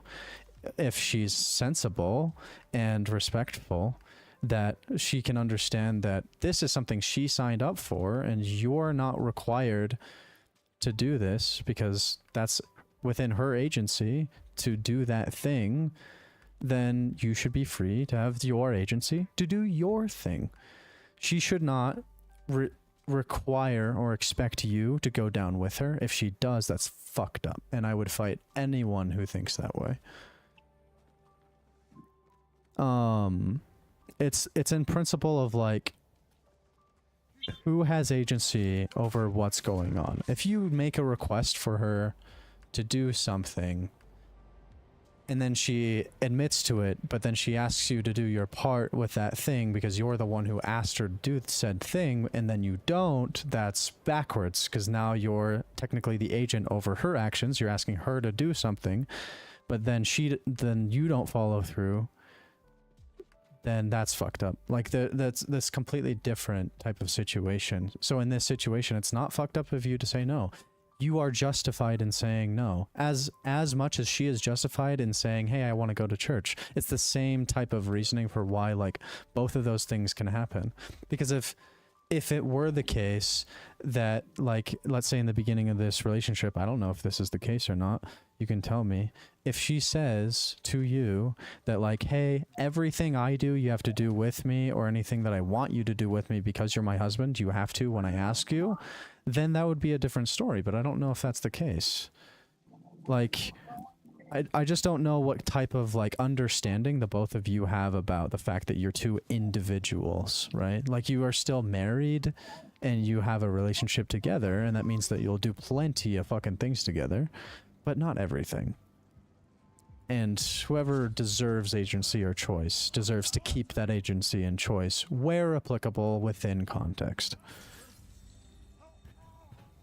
I think, and again, the whole religion thing was completely theoretical, that's not my current situation, but I think it was the best way to blanket like a practical problem stemmed from differing values and or worldview. Yeah. Because that's kind of what I'm dealing with on one hand, and then you have the expectations on the other hand. Those are like, and then my personal performance is the third factor, and these three factors are causing all my problems, from what I understand. Sure. And so, yeah, I brought that whole thing was theoretical with the religion. However, the conflict of interest is a problem that I'm dealing with, and it's under the realm of like gender roles, where also I wanted to harp on one thing you said earlier, with like the personal attacks that often come from differing political opinions and how people make the other person out to be the devil or something. Sure. And Well, so your solution in your joke when you were bringing this up was, "You're not my friend anyway. Fuck you," essentially. I can't go forward with that with my family or my wife. That can't be my solution. I didn't say that that was the solution. It's a byproduct That of... was in your joke. Sure. In your joke, I understand it was a joke. But like, when I have these gender role problems with my wife, because I guess to add some flavor, because I don't even fully understand where the problem is until it just happens. Yeah, which is a whole other can of worms. Yeah, but like, just to give some flavor, it's like she expects me to act like a traditional man would in old school relationships, but then she wants to act like a modern woman with zero of like the gender roles associated with that. So basically, she wants to act like a man while I act as a traditional man towards her. Which is a relationship style that can work. It depends on the execution. I think it's... However, she then flip-flops what her role is supposed to be depending on what the situation is, and it's really hard for me to stay on track with it. Yeah, so then I mean, she that's expects me... telling that she doesn't even understand her position well enough then. And so that's why, like, I can't even like give you a straight out example, because it all just changes. Yeah, that's why I said that's that people need to get straight what it is that they think, what their expectations are, what their hopes are, who they want to be, what they want to do. You have to do those things, and it doesn't seem like Claire's done that. It doesn't seem like, in a sense, even other family members that you have done that to the degree, not only what you want, but what you want out of other people, what you expect of other people. And you need... It's extremely toxic and unfair to not have spelled that out for that person and then expect it of them. That is very unfair.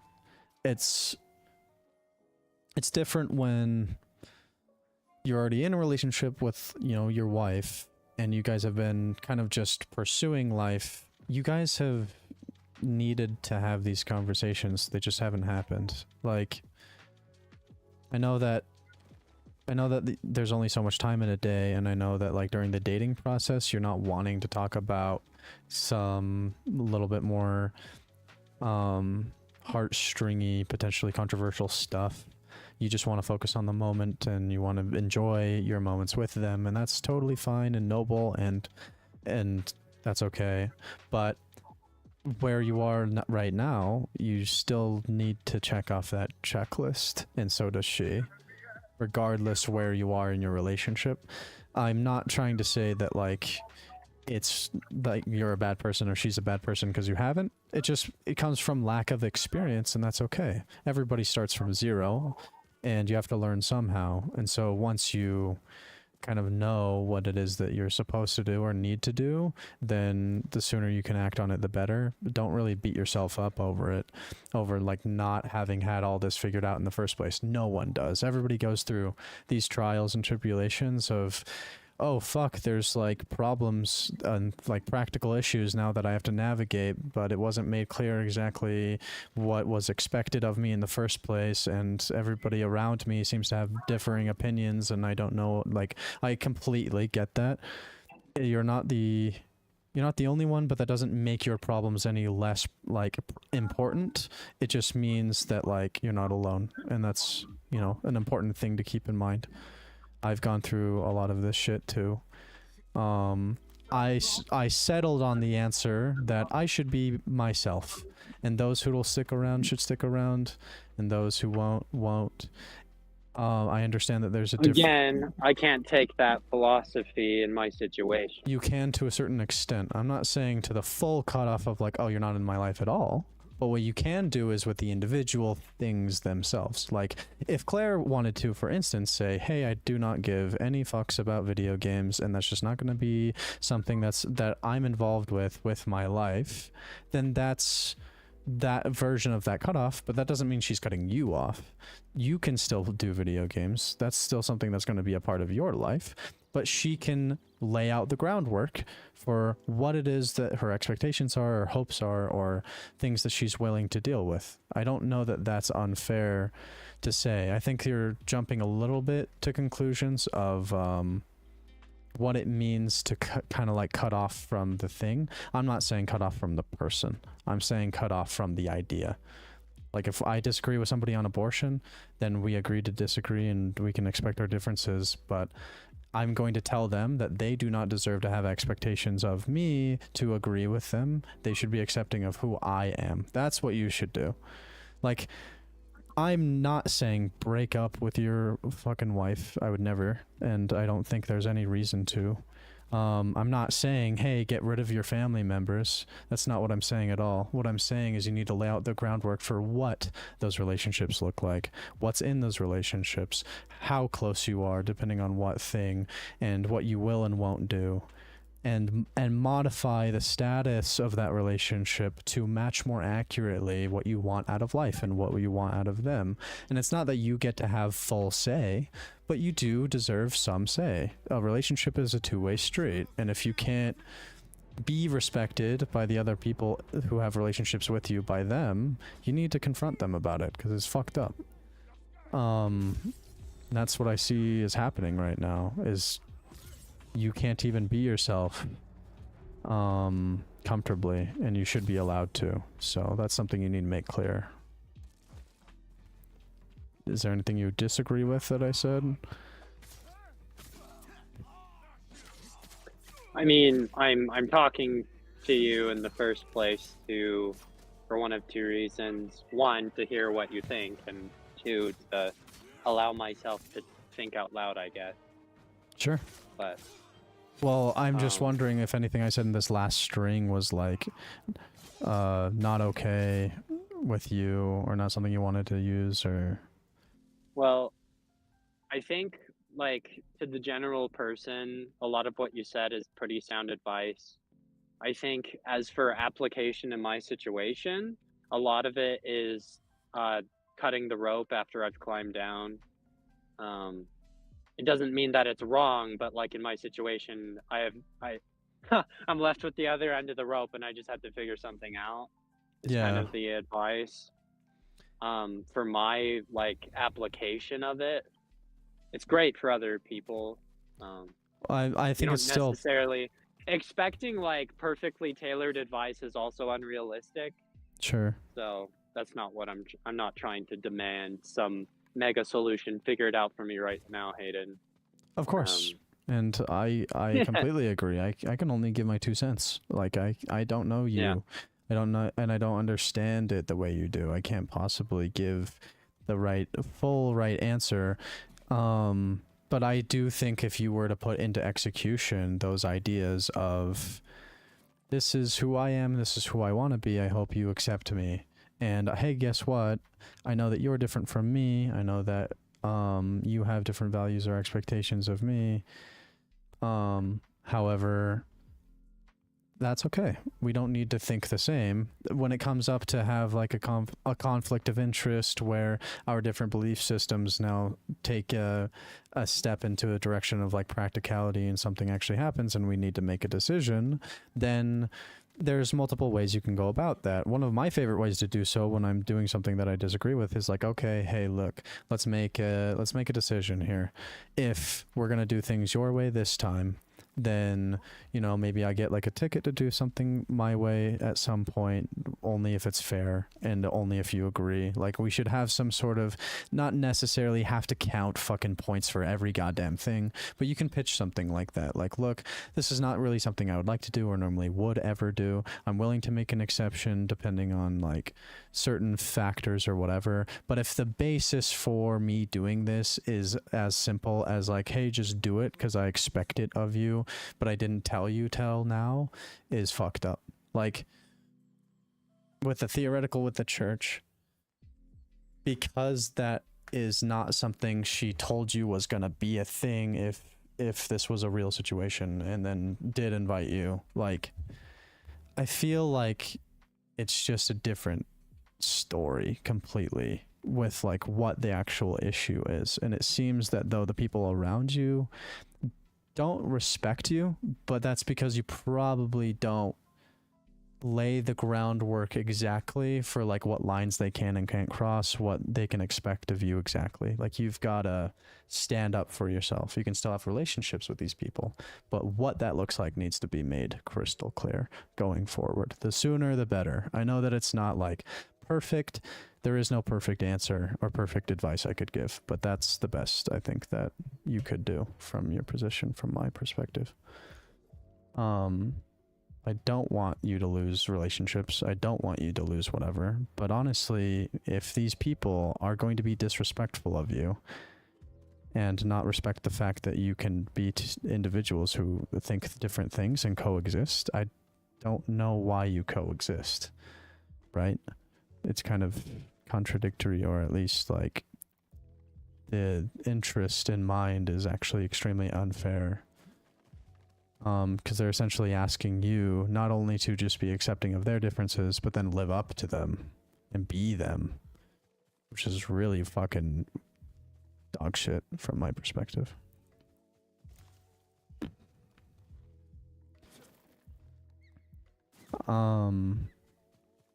Not to say that you can't compromise somewhere, somehow. Like, there's some things that you should be willing to do that you don't want to, here and there, depending on the context. Yeah, I don't know. One of my biggest gripes with this is the idea that like context doesn't matter, and it's more about kind of like the concept, like, oh, you're my husband, therefore X, Y, and Z, but they always say it in the moment. It's never like, hey, ahead of time, because you're my husband, this, whatever. And that's technically what like vows can kind of be, even though those are going to be a little bit more like romantic or a little bit more lighthearted. But like those deeper conversations about the less lighthearted stuff of like, hey, these are my views that like I want you to take part of, need to happen in private. Because if they are not made and then you don't follow through, that's not your fault. That's their fault for not communicating that to you in the first place. And unfortunately, the bulk of the work is on you now to fucking drag it out of them, right? To have to ask them these things and then tell them which ones you agree to and which ones you don't. And just put your foot in the ground and stand up for yourself. It's hard, and it's not fun. I'm happier now having done this. I'm a lot less close with the people around me, but I don't know that I've cut anyone off completely. Like, I say things like, oh, okay, well, I guess we just won't like be that close of friends or whatever, but the word choice is very important. We're not as close, but that doesn't mean we're completely separate. Like, no longer friends at all. Or family members or whatever, right? It just depends like how much. It's not a black and white answer, it's somewhere in the middle. I guess a part of me is just kind of in the I mean, I already communicated like the whole survival damage control mindset I think I found myself in. And then also the power dynamic I feel. Yeah. And um I feel like and maybe that's the again choice of words, maybe that's the key right there is I feel that way. But Yeah. I think it's this I have a fear that as I continue to fail to meet expectations that I believe to be unreasonable, and or just weren't clear enough, so I failed unintentionally, Hmm. that if I have beef with it, the only result that can really happen, since the other two factors of, you know, what I just Yeah. mentioned with the power dynamic and stuff, that the result is I end up divorced Yeah. and Well, on my own. so And there's statistics flying around, and you know, sure. it's like when, and even in those cases, the way those statistics are measured and the people that are polled, it's like I can't just completely ignore that stuff because Well, sure. I'm kind of I like to be informed about things. Well, those statistics are there for a reason, but the reasons are extremely important, and because we don't know them, we probably shouldn't put that much weight into them, right? We kind of need to have the background Well, understanding, sure, but but it's like after uh, allotting all the other factors that I've mentioned, it's like that's just another thing put into the frame where it's like it further disincentivizes me to, I guess what you said, put your foot in the ground or something. of course it does. And I think the way you put the foot in the ground needs to be done correctly, because if it's done respectfully, if it's done with good intentions, if it's done with love, the other person should see that and reciprocate that and see like, oh, he's trying to like put in the work to like do the right thing and make sure that communication is being done correctly. Like that's the bulk. It doesn't matter what the fuck your beliefs are. It doesn't matter what the fuck your stances are, respect boundaries are. That's not what matters. It's the intention. And the what still has to happen, but I can't make it any more clear. Like, you've got to maybe come forward with the idea of like, hey, these are the reasons why I feel this way, but I still want X, Y, and Z, and I'm willing to respect you as an individual or you as a person, and I want that same respect. Like, tell them what your expectations are of them. I want you to allow me to be me and to make my decisions. I also want you to also be able to speak your mind around me so that I have better information to make better decisions. Like, just say that stuff. I know the word just makes it sound easy. I'm not meaning for it to come off like it sounds easy. I think divorce is a lot less likely if you were to actually go through with having proper communication, because lacking communication is a way higher likelihood of causing issues than not. Look at where you are right now. Why was this caused? Because of a lack of communication on many parties, not just you, everyone. So you got to be the one to fix it. It sucks. Everyone should put in their piece originally. Everybody should do their due diligence, but if they don't, someone has to.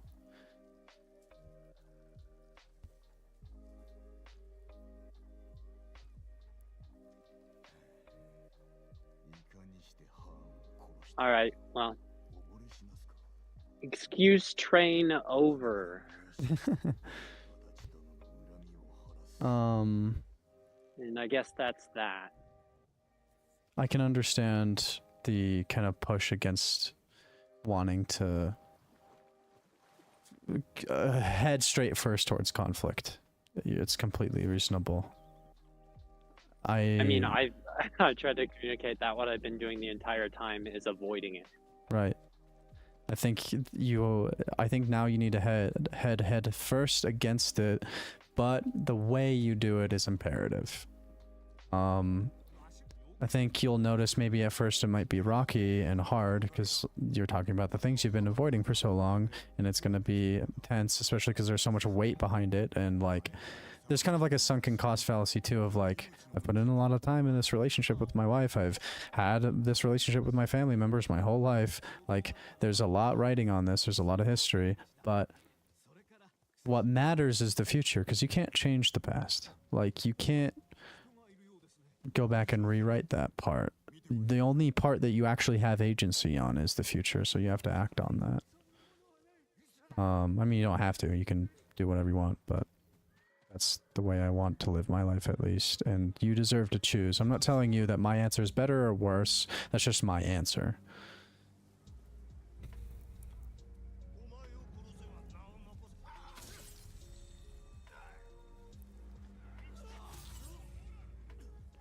I am curious to understand a little bit more about how kind of like this conflict affects you though, emotionally. Like, it's not fun to go through this stuff and you deserve to vent, I guess. You know, your problems are real. You have valid reason to be emotionally upset or whatever you feel.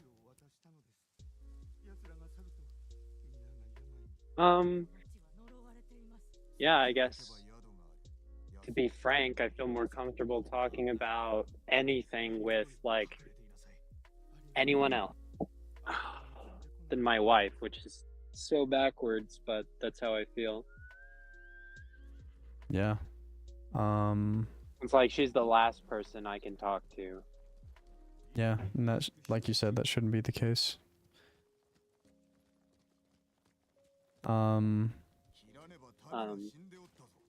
With the power dynamic, it's made me feel pretty hopeless, and as I vented before with the whole I don't think it'll change too much when I actually finish out this college turn kind of deal. I think I'll still feel frustrated and powerless because a huge part of the dynamic is earnings, and the perception of the relationship dynamic from Claire with she expects me to be a traditional man while she be's modern woman, which is literally just man. Well, it's a little And so reductionist, but I'll there's give it to you. conflict there. Mm-hmm. But yeah, of course it's simplified, but Sure. I just want to give context. You know, especially being on stream, like I don't want things to be misrepresented or understood, because those things have been said in ways that are not good intended, which I know you're just trying to analyze the situation, you're not putting judgment on it. So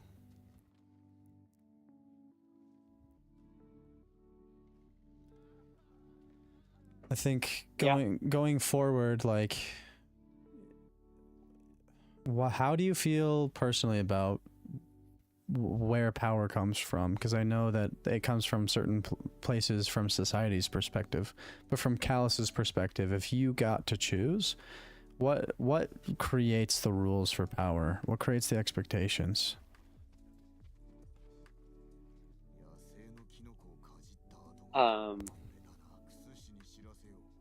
Well, it seems kind of simplistic, but power is just force. It's force. Yeah. So it's like laws. A law is only as good as it can be enforced with physical strength, deterrence, punishment for failing to meet it. That's what power is. Is the power still there if the person has the ability to use force but never does? Like, because, yeah, okay. So it's more than just force. It must be some potential for force as to have some sort of agency. Yeah. So, but it's force. Okay, but That's it's where the not power just. comes from. But That's no, what power is. not quite, because in a sense, it's like physics. It's like kinetic energy, potential energy. Something still has energy, even if it's not in action. If it's potential energy, that energy is still there. It just hasn't been actualized, and that power, that energy still exists. So I don't see how that doesn't. because that's not the kinetic, right? Like, if it was only the kinetic, then it would just be the actual use of power, or the actual use of force that would then enable the power, but that's not. Are you saying that I think that it has to be active force for it to be power, and that it can't be the threat? I think what's going on is like there's just kind of like a, not like you agree, it's just like you don't realize, because you're right in the sense that force is power. I just think that you put a little bit too much weight in the force camp. Does that make sense? Like, I think having like What am I potential energy is just as powerful. Where's my power then? In my situation, what makes you think I have power? So the fact that you, even though you don't want to, regardless of what your wants are, what you're capable of is where the power is held. Just because you don't want to end your relationship or change the way the relationship's done or do certain things in your life doesn't mean you don't have the power to do so. It just doesn't mean you don't want to. But having, you still have that agency. The power is still in your hands. It's just not something you want to do, right? Like, a policeman probably doesn't want to have to pull people over and scold them and take them down and, you know, arrest them and all that stuff, right? They don't want to have to do that, but they have the power to do that. They have the capability, which is power in of itself.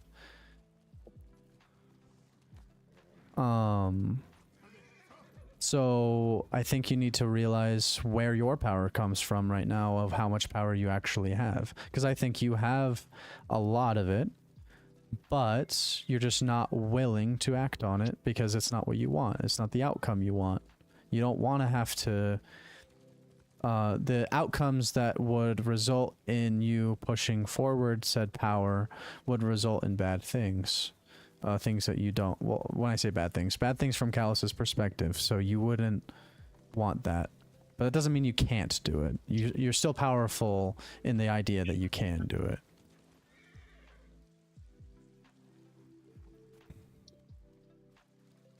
So, more simply, you're saying I have the power to get what I don't want. I think you have the power to get what you want too. Which I'm gonna agree just with using that. I'm just using the example that, like, I think just because you don't know the answer doesn't mean you're not capable. But once you kind of like find some answers or some ways of executing on certain ideas, then you're able to put that power into action. But the power is always there, right? Like, the outside world objectively is still there regardless of if we acknowledge it or know of it. It's, you know, it's the same thing with power. The power is still there regardless if you know how to use it to get what you want. So I believe that in your situation, you still do have power in the situation to get what you do want. However, it's very tough. I'm not going to deny that whatsoever. I will say that maybe it's unfair, or maybe the odds are stacked against you, but that doesn't mean it's impossible. And you should try, at least from my perspective, because it's possible. If it was impossible, that would be a completely different story, but I think both you and I know that that's not the case. You gotta fight for using the power that you do have, or the power that you do want to be able to make the agency. So, in a sense, how do we gain and lose power? Is the next question that I should ask you. What does that look like? I mean, that's just informed by the first.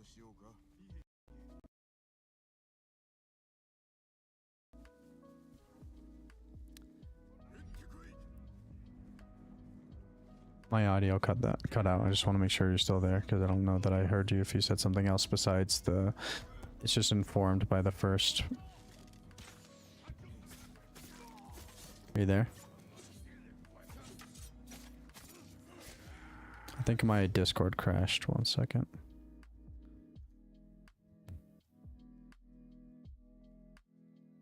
Oh, he left. Weird.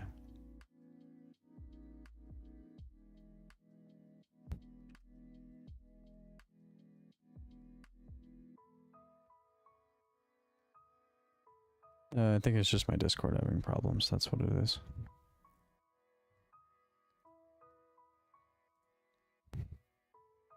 Hello. I think my Discord just crashed. I didn't hear anything past the idea of it's informed by the first is the only thing I heard. I'm gonna move you to the other VC 1 second.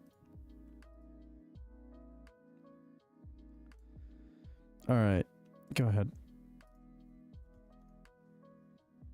Where did I drop? You dropped after you said you think that it's informed by the first of like what power is, which is totally true. Yeah. Yeah, it's just the loss of the ability to use force and or threaten force. Yeah, I guess the how, maybe using your situation as an analogy, can help inform what it is you can do. Because I don't know that maybe you do have the power, but maybe someone else has too much that maybe they don't deserve. One of the examples I can use for that is like the amount of weight that Claire gives to the idea of money. Maybe it doesn't deserve as much power that she thinks it does, and you can talk about that. The idea of what? The idea of money. Oh. It's probably, might be my connection? I don't know. No, for me, the Discord had crashed, so that was on my end. Yeah, you're just a little spotty here and there, but I think I got what you said. It's probably just internet things. Yeah. Well, alright. I guess, for example, when it comes to money, it's like, if I don't have money, then I can't go grocery shopping. I can't buy myself games. I can't drive my car if I run out of gas. I can't do a lot of things. Sure.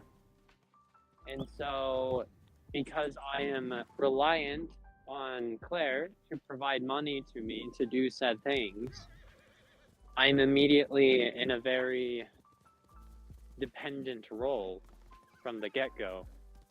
Sure. And that can't be ignored. And so, like, if she's mad at me, she hasn't done this specifically, but she could. Again, that threat of force. It's like, if I wanted to go somewhere, but I'm out of gas, let's say I wanted to go pick up Daniel and go to the arcade at round 1 with him, which I have done before. Mm-hmm. And I'm out of gas, and Claire wants me to go do something else, but I've told her that I really want to go do this thing with Daniel, and she reluctantly concedes and is like, all right, fine. And then I'm out of gas. So now I'm in the position where it's like she didn't get what she wants. And now I'm asking her to provide me the ability to do what I wanted to do.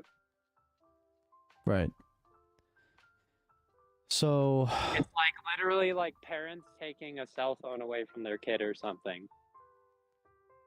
Where like, you know, because the kid is reliant on the parent to provide the services, food, everything to them. So it's like when Claire has the money, I'm required and reliant on her to have certain things.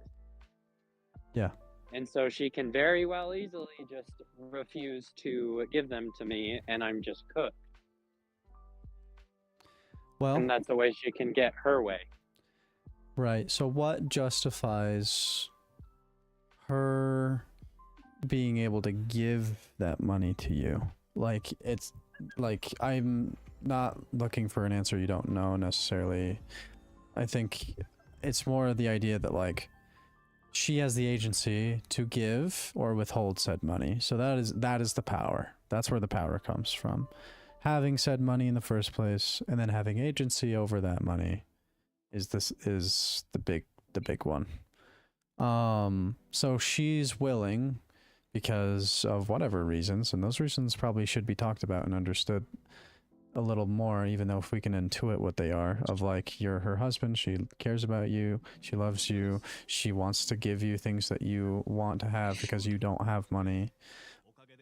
Like, what amount of, like, why she's giving you part of that power that she holds, or at least giving you what she wants, even if she has the power to say, what are those reasons? And then the reasons why she would withhold that. Like, what are her requirements from her end that would result in having you have more power over kind of like, in a sense, what she does with her money? I mean, it's not meant to be like a manipulative thing. It's just like trying to analyze what is. It's what are you doing that makes her want to... It's not even what you're doing, it's maybe even like who you are or what you are that makes her willing to give you money in the first place. That's imperative. It's so... I think that's kind of a given. Yeah, but sometimes we have to run down the trains of thought that are more obvious just to recenter ourselves to make sure we're on the right track. Because for me, if I don't double check myself, I'll stumble into logical fallacies. And so she's like, yeah, do it out one mouth and then this is stupid out the other. So yeah, that's not fair. Part of that was she said that she would feel guilty for not enabling me to do so, especially under what I underlined as it costs very little for it to happen. Like, she is sacrificing very little of her resources in order to make it happen, and she has everything to gain from it. What does she have to gain? I believe you, I just want specifics. Well, in theory, she has, for her husband, who's supposed to be her life partner, will get a level up, so to speak, in the potential for higher earnings and or at least working in a job that he attests that he would be happier doing, therefore have less complaints about when he came home. So I want to pick at the motivation a little bit, because you said... I was saying the things that were like, oh, she loves you and you're her husband, but I don't know that I heard you say that more than just once, because you said it was because she would feel guilty if she stopped, is her reasoning. And that is something she's said to me. Sure. And that must be part of the equation of the reasoning. Obviously, no one factor is like the sole reason for whatever. Well, sure. So what... You know, it's completely believable that she would feel guilty if she stopped because she's already started. But why would she want to stop? Well, Claire has some insecurities about money,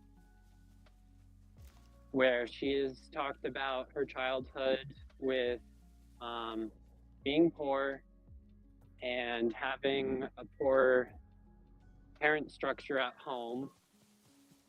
I don't want to go into detail over that for she probably wouldn't want people to know about it. Yeah, that's totally fine.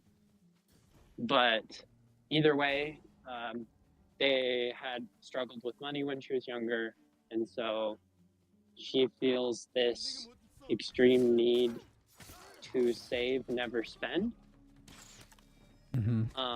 Even if what she is spending on is very beneficial, and you could make a very rational argument that's not like, ooh, buy these shiny new shoes because I'll wear them twice a year. But like, actually, oh no, you should definitely buy this, like, Yeah, she wants to make use of the money, right? Yeah. Because you need to use it, otherwise it's dead. Yeah, yeah, not wasting money is extremely important to somebody who hasn't had the luxury to just do whatever the fuck you want. She has insecurities about that. Yeah, and completely her past justified. experience has informed those. Mm-hmm. However, her current situation does not match her actions with her money, if that makes sense.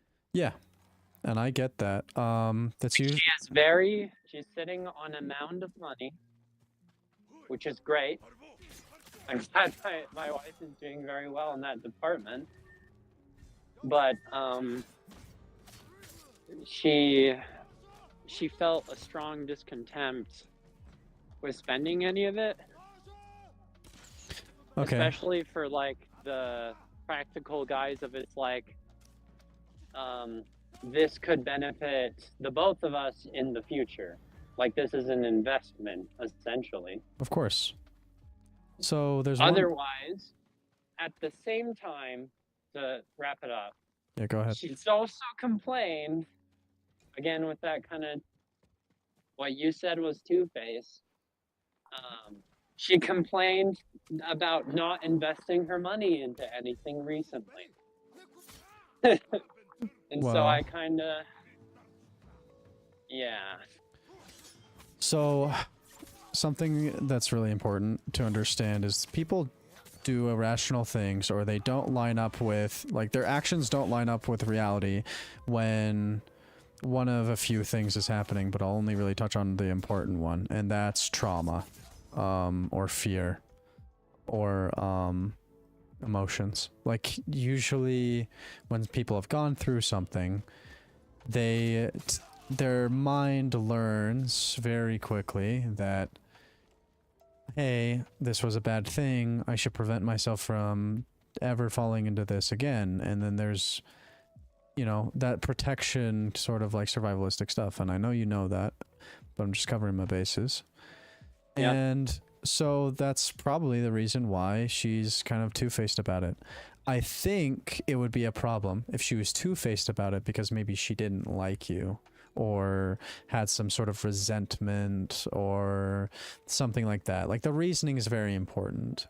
I think it's understandable completely that she's doing these things and reserved and two-faced because of her past. That's usually enough. Trauma is a very powerful, dangerous thing. I think going forward, she probably needs some certain level of understanding of herself and her emotions and her trauma, and usually therapy is the best way to go about that, as well as she needs a good understanding of what the reality is around her, what options are open, what amount of danger she's actually in, what amount of agency she actually has, or power that she actually has. And I think the dynamics of all that stuff is a lot to keep track of, and it's not fun to think about.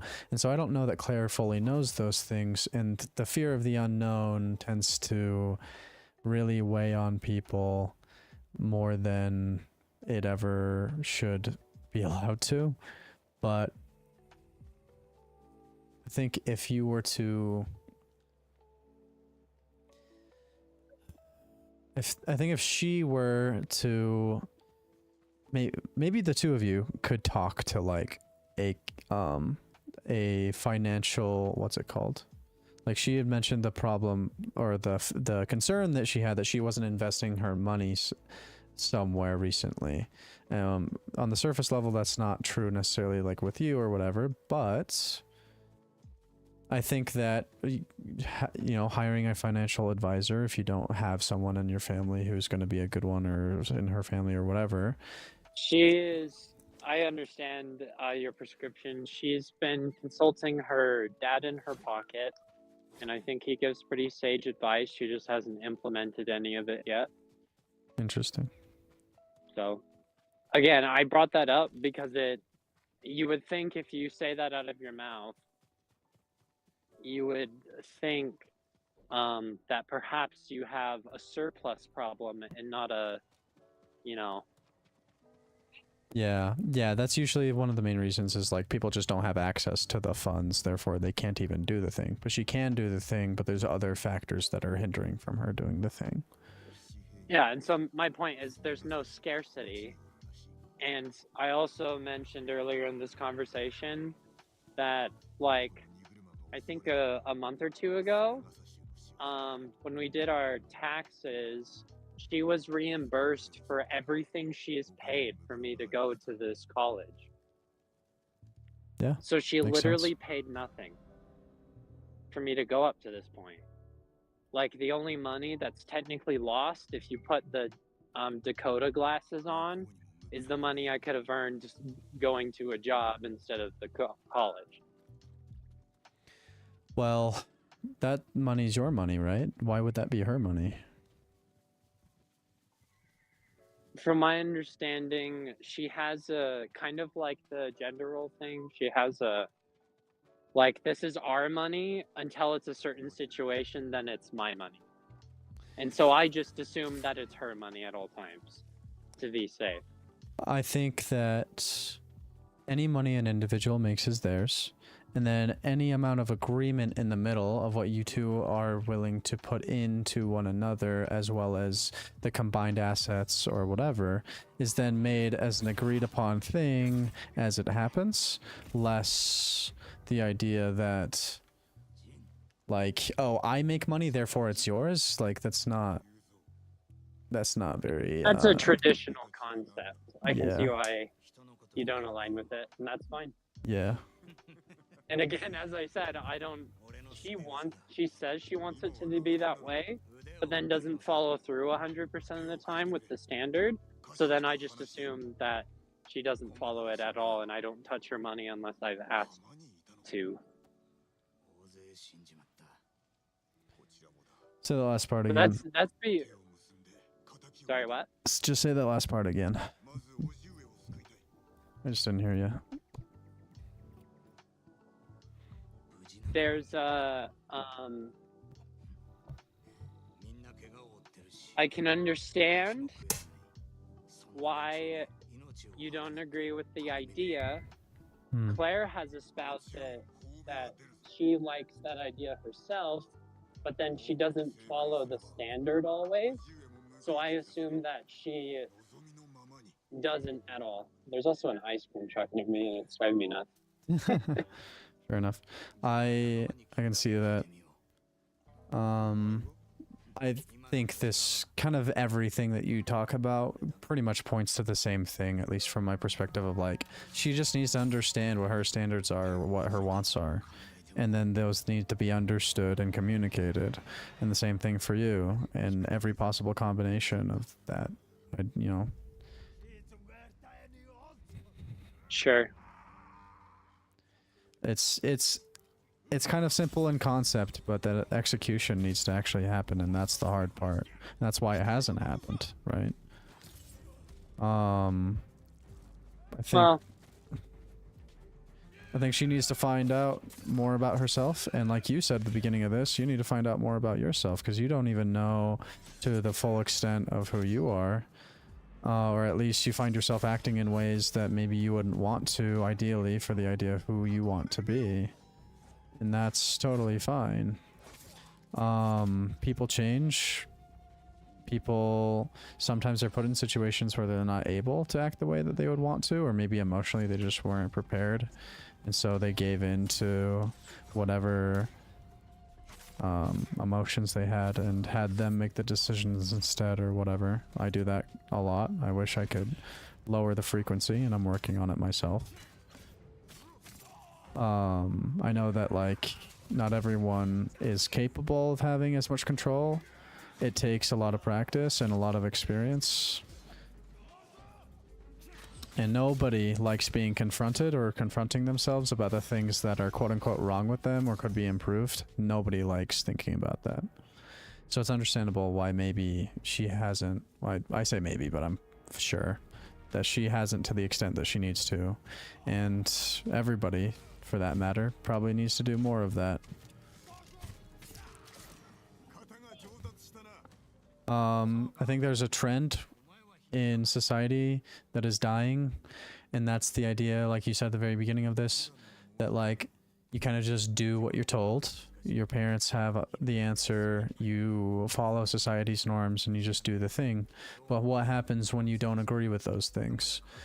It's a brand new path that you have to pave yourself, and you have to create the answers, and then you need to justify those answers and put them into action, and it's hard. You're literally fighting the status quo. It's difficult. So luckily it seems that Claire is somebody who wants to fight the status quo with you, but there's some maintenance there that needs to happen. There's some growth that both of you individually need to do for understanding of yourselves and each other, and that's totally fine and normal of relationships. I think that I don't want you to lose hope or faith just because things have been like kind of turning into roads where you're like, I don't know what the fuck to do, and the whole world seems to be against me and whatever. Like, I don't want that to deter you, because I think truly you are in a decent situation potentially, and I think you can get there. I think things will be okay as long as you follow through with actually trying, and I know that you do, so.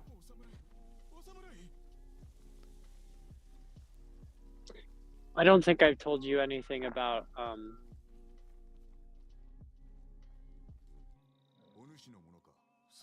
my little sister, have I? I mean, you just said earlier today that she's like cut off communications with your dad and the other sister. Yeah. Beyond that, though, I haven't told you anything, right?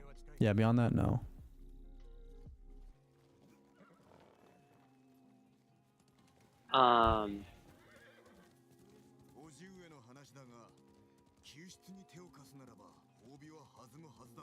Dude, this ice cream truck is so distracting. Just destroys my brainwaves, man. Hey, gotta walk away from that thing.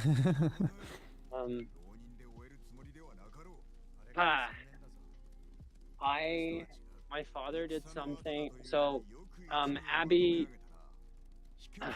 I don't want to delve into the whole thing. I just wanted to bring up a little more detail so I could point out, well, I'll just say it flat out. I am very unapproving of something my father recently just did in accordance to Abby. And interesting. I confronted him about it, and he basically, well, he did what people do, and he used power to essentially say, shove off to me. And so I did, because, you know, my father has a lot more of that than I do, and I never wanted to get into conflict in the first place. It seems like a kind of more longer in-depth conversation that can be had, but I don't know if the details are exactly stuff that you want to share on a platform that'll be published online. Sure, my point is just, again, with the, like, who has the power kind of deal and the expectations. Yeah. And what I said earlier, I never ended up filling out too much with examples with everyone's expecting and then they're not contributing to the idea at all. Yeah. If anything, some of them are going against it. Yeah. That's kind of one of them where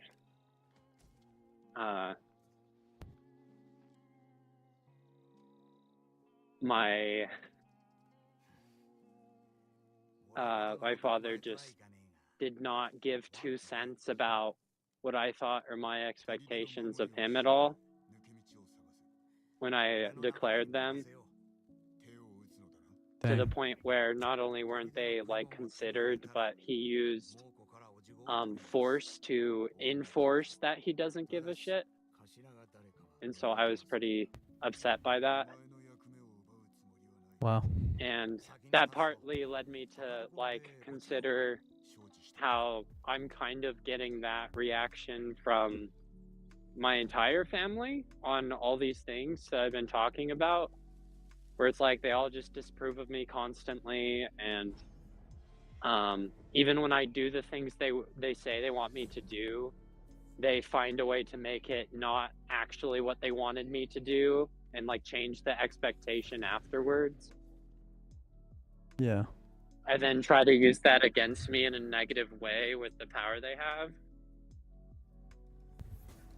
And so it's kind of just been this long trickle down to where I'm kind of like, well, I even have that situation with my wife, so that's cool. Yeah. Yeah. It seems very unfair to you and to anyone who experiences something like this, that like there's just expectations. Yeah, you could say I feel I'm like 22, and yet I feel like Scott Pilgrim, dude. Like I'm versed the world or something all of a sudden. Yeah. Yeah, that's unfortunate. It's really not fair, and most people are pretty fucking selfish. And I think that they can be giving and they can be understanding, but most people are self-serving. And to a certain degree, they deserve to be. They need to take care of themselves, and they need to be their own agent and enforce the type of lifestyle and the person that they want to be. At the same time, when you do that to a certain extent, that's going to affect other people around you. So that's why you have to kind of like, in my position, like ask permission in a sense, or at least declare that like, hey, this is what I'm going to be doing. This is like kind of the way I want to live my life. Hopefully you can get on board with that, or at least coexist with me, even if we think differently. And I think that's kind of what your dad's doing, in a sense, but maybe not the respectful version, because like you said, he just told you off and said he doesn't care, which your dad should care, not just because he's your dad, but like I thought that you guys were closer than that. Yeah, my father is nothing like I remember him anymore. He's changed dramatically after the divorce and then remarrying another woman, which I mean is to be expected, but I'm not exactly too thrilled with some of the changes. Mm-hmm. But it's like, that's the difference though, is he's like, for the little amount that he's in my life, he still has expectations. And I try to follow those out of respect for him. But then there's like no, man, dude, you said it earlier and I don't want to say it, but I just feel like no parties respect me at all. Yeah. And that's why I'm here. That's why I'm where I'm at. It's because no one respects me at all. That's not entirely true, but like none of these people mentioned. Sure. And like not even my wife. I think that it's unfortunate, but most people, when they're surrounded by other people that will let them push them over, will push them over in one way or another. And that's kind of the self-defense mechanism that we all need to develop when forming relationships or maintaining relationships with people, is how much power we give them. So you are a very trusting person, and there's a lot of good to that. You are a pretty like hopeful, at least from the initial, if they haven't done anything negative to you yet, you have no reason to have suspicion of them doing anything negative. You tend to give people the benefit of the doubt, especially if they're people you want to be close with, and that's a good trait. And to be honest, in a perfect world, you should be able to be allowed to have that trait and thrive. It highly depends on now the people around you that either will take advantage of you because you have those traits, which is fucked up on their end, or you have to find the right places where you can apply that in a safe way. So I think because people now have given you reason, like your father have given you reason to not give them that much of the benefit of the doubt or that much agency or power, there's a reason why I said earlier, like, it's not the fact that they have the power, it's the fact that you gave it to them. And it's like this financial situation with your wife, you gave her that power, not like utterly and completely, but in a sense you trusted her. You agreed on this thing to pursue school and she would be the one to pay for it, and like you got into this situation, and to say that like you wouldn't have any control over that at all wouldn't be true. Just because we're in a different place now doesn't mean that like you did the wrong thing before. You've probably had good intentions before, and I believe that you did. But where to go from here is pretty much the same shit I've been spewing, is fucking stand up for yourself and demand that respect, and then take a closer look at how much power you give, how much agency you give to other people over you. Because I think in your life you've allowed other people, regardless if it was good intentions or not, which I assume it was good intentions, you've given them that power. And I know that it's not black and white, and I know that it's probably the best thing that you did because you are a good person, but unfortunately we don't live in a fair world, so you gotta do something. Like, you have to do something about it when people cross lines. When you trust someone and then they hurt you, you can't just let them off, because then they'll learn that, oh, I can keep pushing him around. Oh, I can keep disrespecting him. Oh, I can still expect things of him even though it's unfair. That's what they'll learn. So you have to be strong. Doesn't mean you have to be mean. It doesn't mean you have to be evil. It just means you have to be strong. I've been, I don't know, with my situation, I've been watching videos online and listening to people, and a lot of them prescribe some really stupid stuff, but I don't know. I think I'm coming around to some of them where they're kind of like,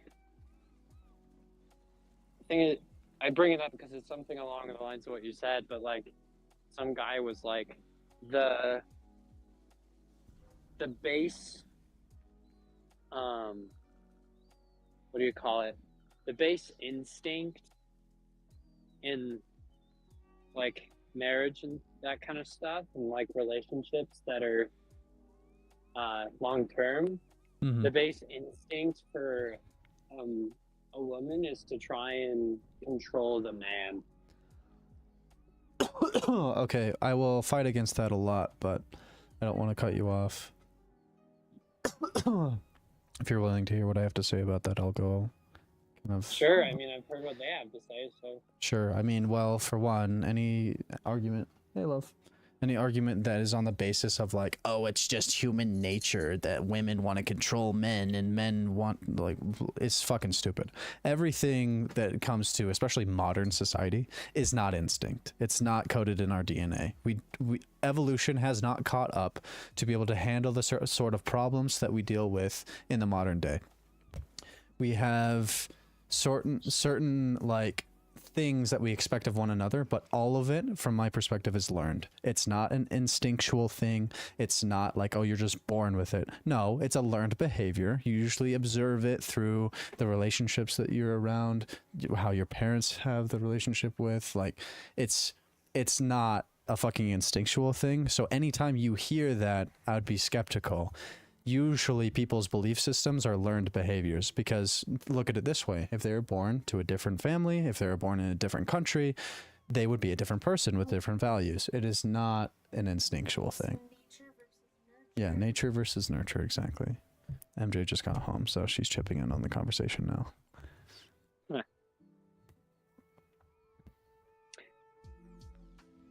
Could you see in any way, with everything that I've outlined, why I might be somewhat perceptive to the concept? Well, of course, like, you're gonna want to explore those things and see, like, But do you understand why? well, yeah, because of your life situation and who you've been around and what their values were and how they lived life. Yeah, I do see that for sure. I think it's unfortunate that, like, you didn't really get the proper perspective at a young enough age to then be able to stand up for yourself earlier. That's usually the case for most kids, is they just don't have the perspective or understanding, because the only thing they know is one way of doing something. Well, I guess let me give you a little context, because I'm not. Sure. I had two sisters growing up, and one of them was even younger than me, and all I did while we were growing up was essentially whatever the hell they wanted. Right. And I did whatever the hell my mother wanted, and then my father would rarely request me to do anything. Mm-hmm. It was always my sisters and my mother.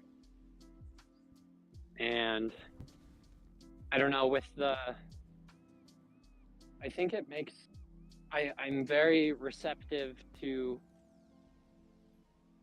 like, maybe it's not DNA or whatever, but it's at least a trend. And Sure. Yeah. and maybe my disposition attracts people that are predisposed to do that kind of stuff. But, like, I feel, and maybe, again, word choice with the whole feel, but I think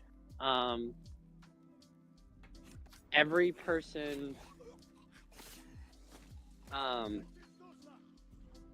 that I've associated with has been kind of controlling of me when they've happened to have that set of gametes.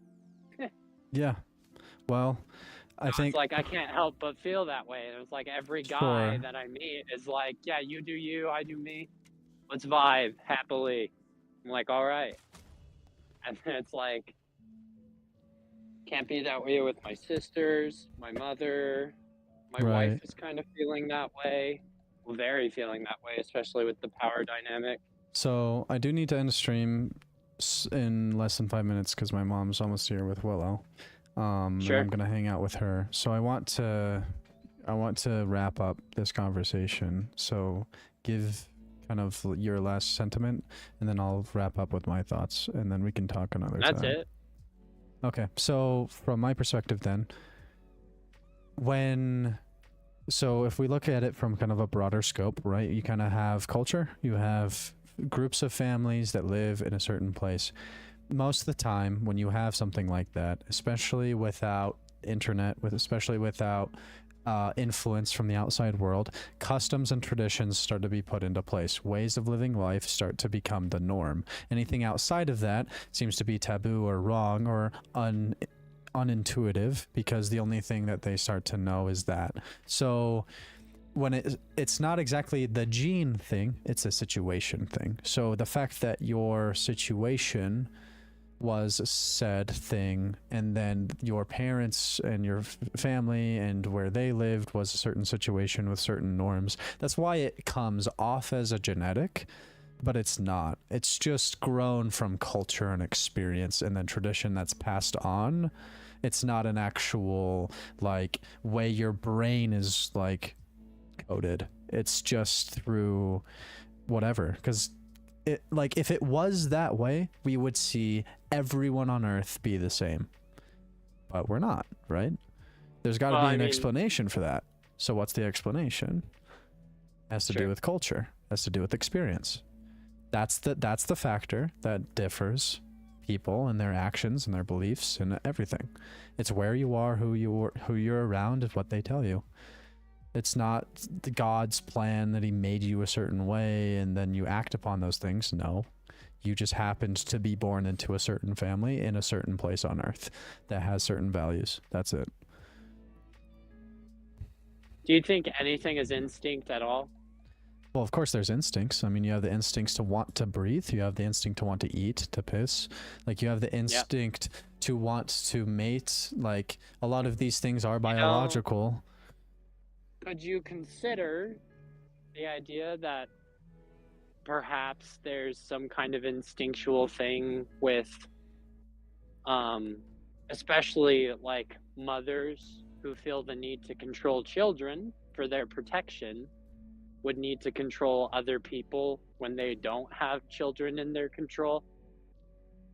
I think that having a level of stability for multiple reasons, emotional, mental, whatever, is something that gives that person a sense of safety. So the what of like how you control people around you or how you create those situations to be more stable is going to be differing completely on the context. But I will say the only instinctual part about that is the fact they just want stability for survival. So if they feel that their survival's at risk, then they'll start to want to take control. My mom is a control freak because she has been in survival mode her entire life. She's been trying to make enough money to survive. So in a way, it is an instinct then. But the as long as the prerequisite of I feel that we're in danger is there, the instinct is to control, right?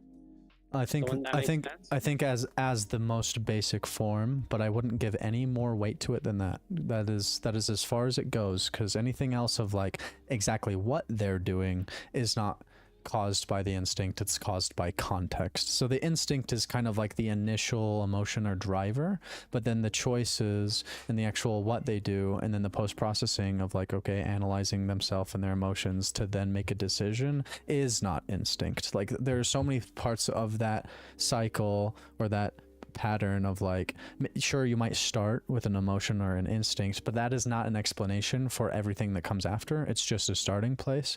The explanation of the things that comes after is usually context and nurture, not nature. Okay. So, well, you know, take everything you hear with a grain of salt, even what I say. I already do. I already do. Yeah, I didn't assume that you didn't, but I've heard much less, or I guess much more controversial ideas than that, I guess. Sure.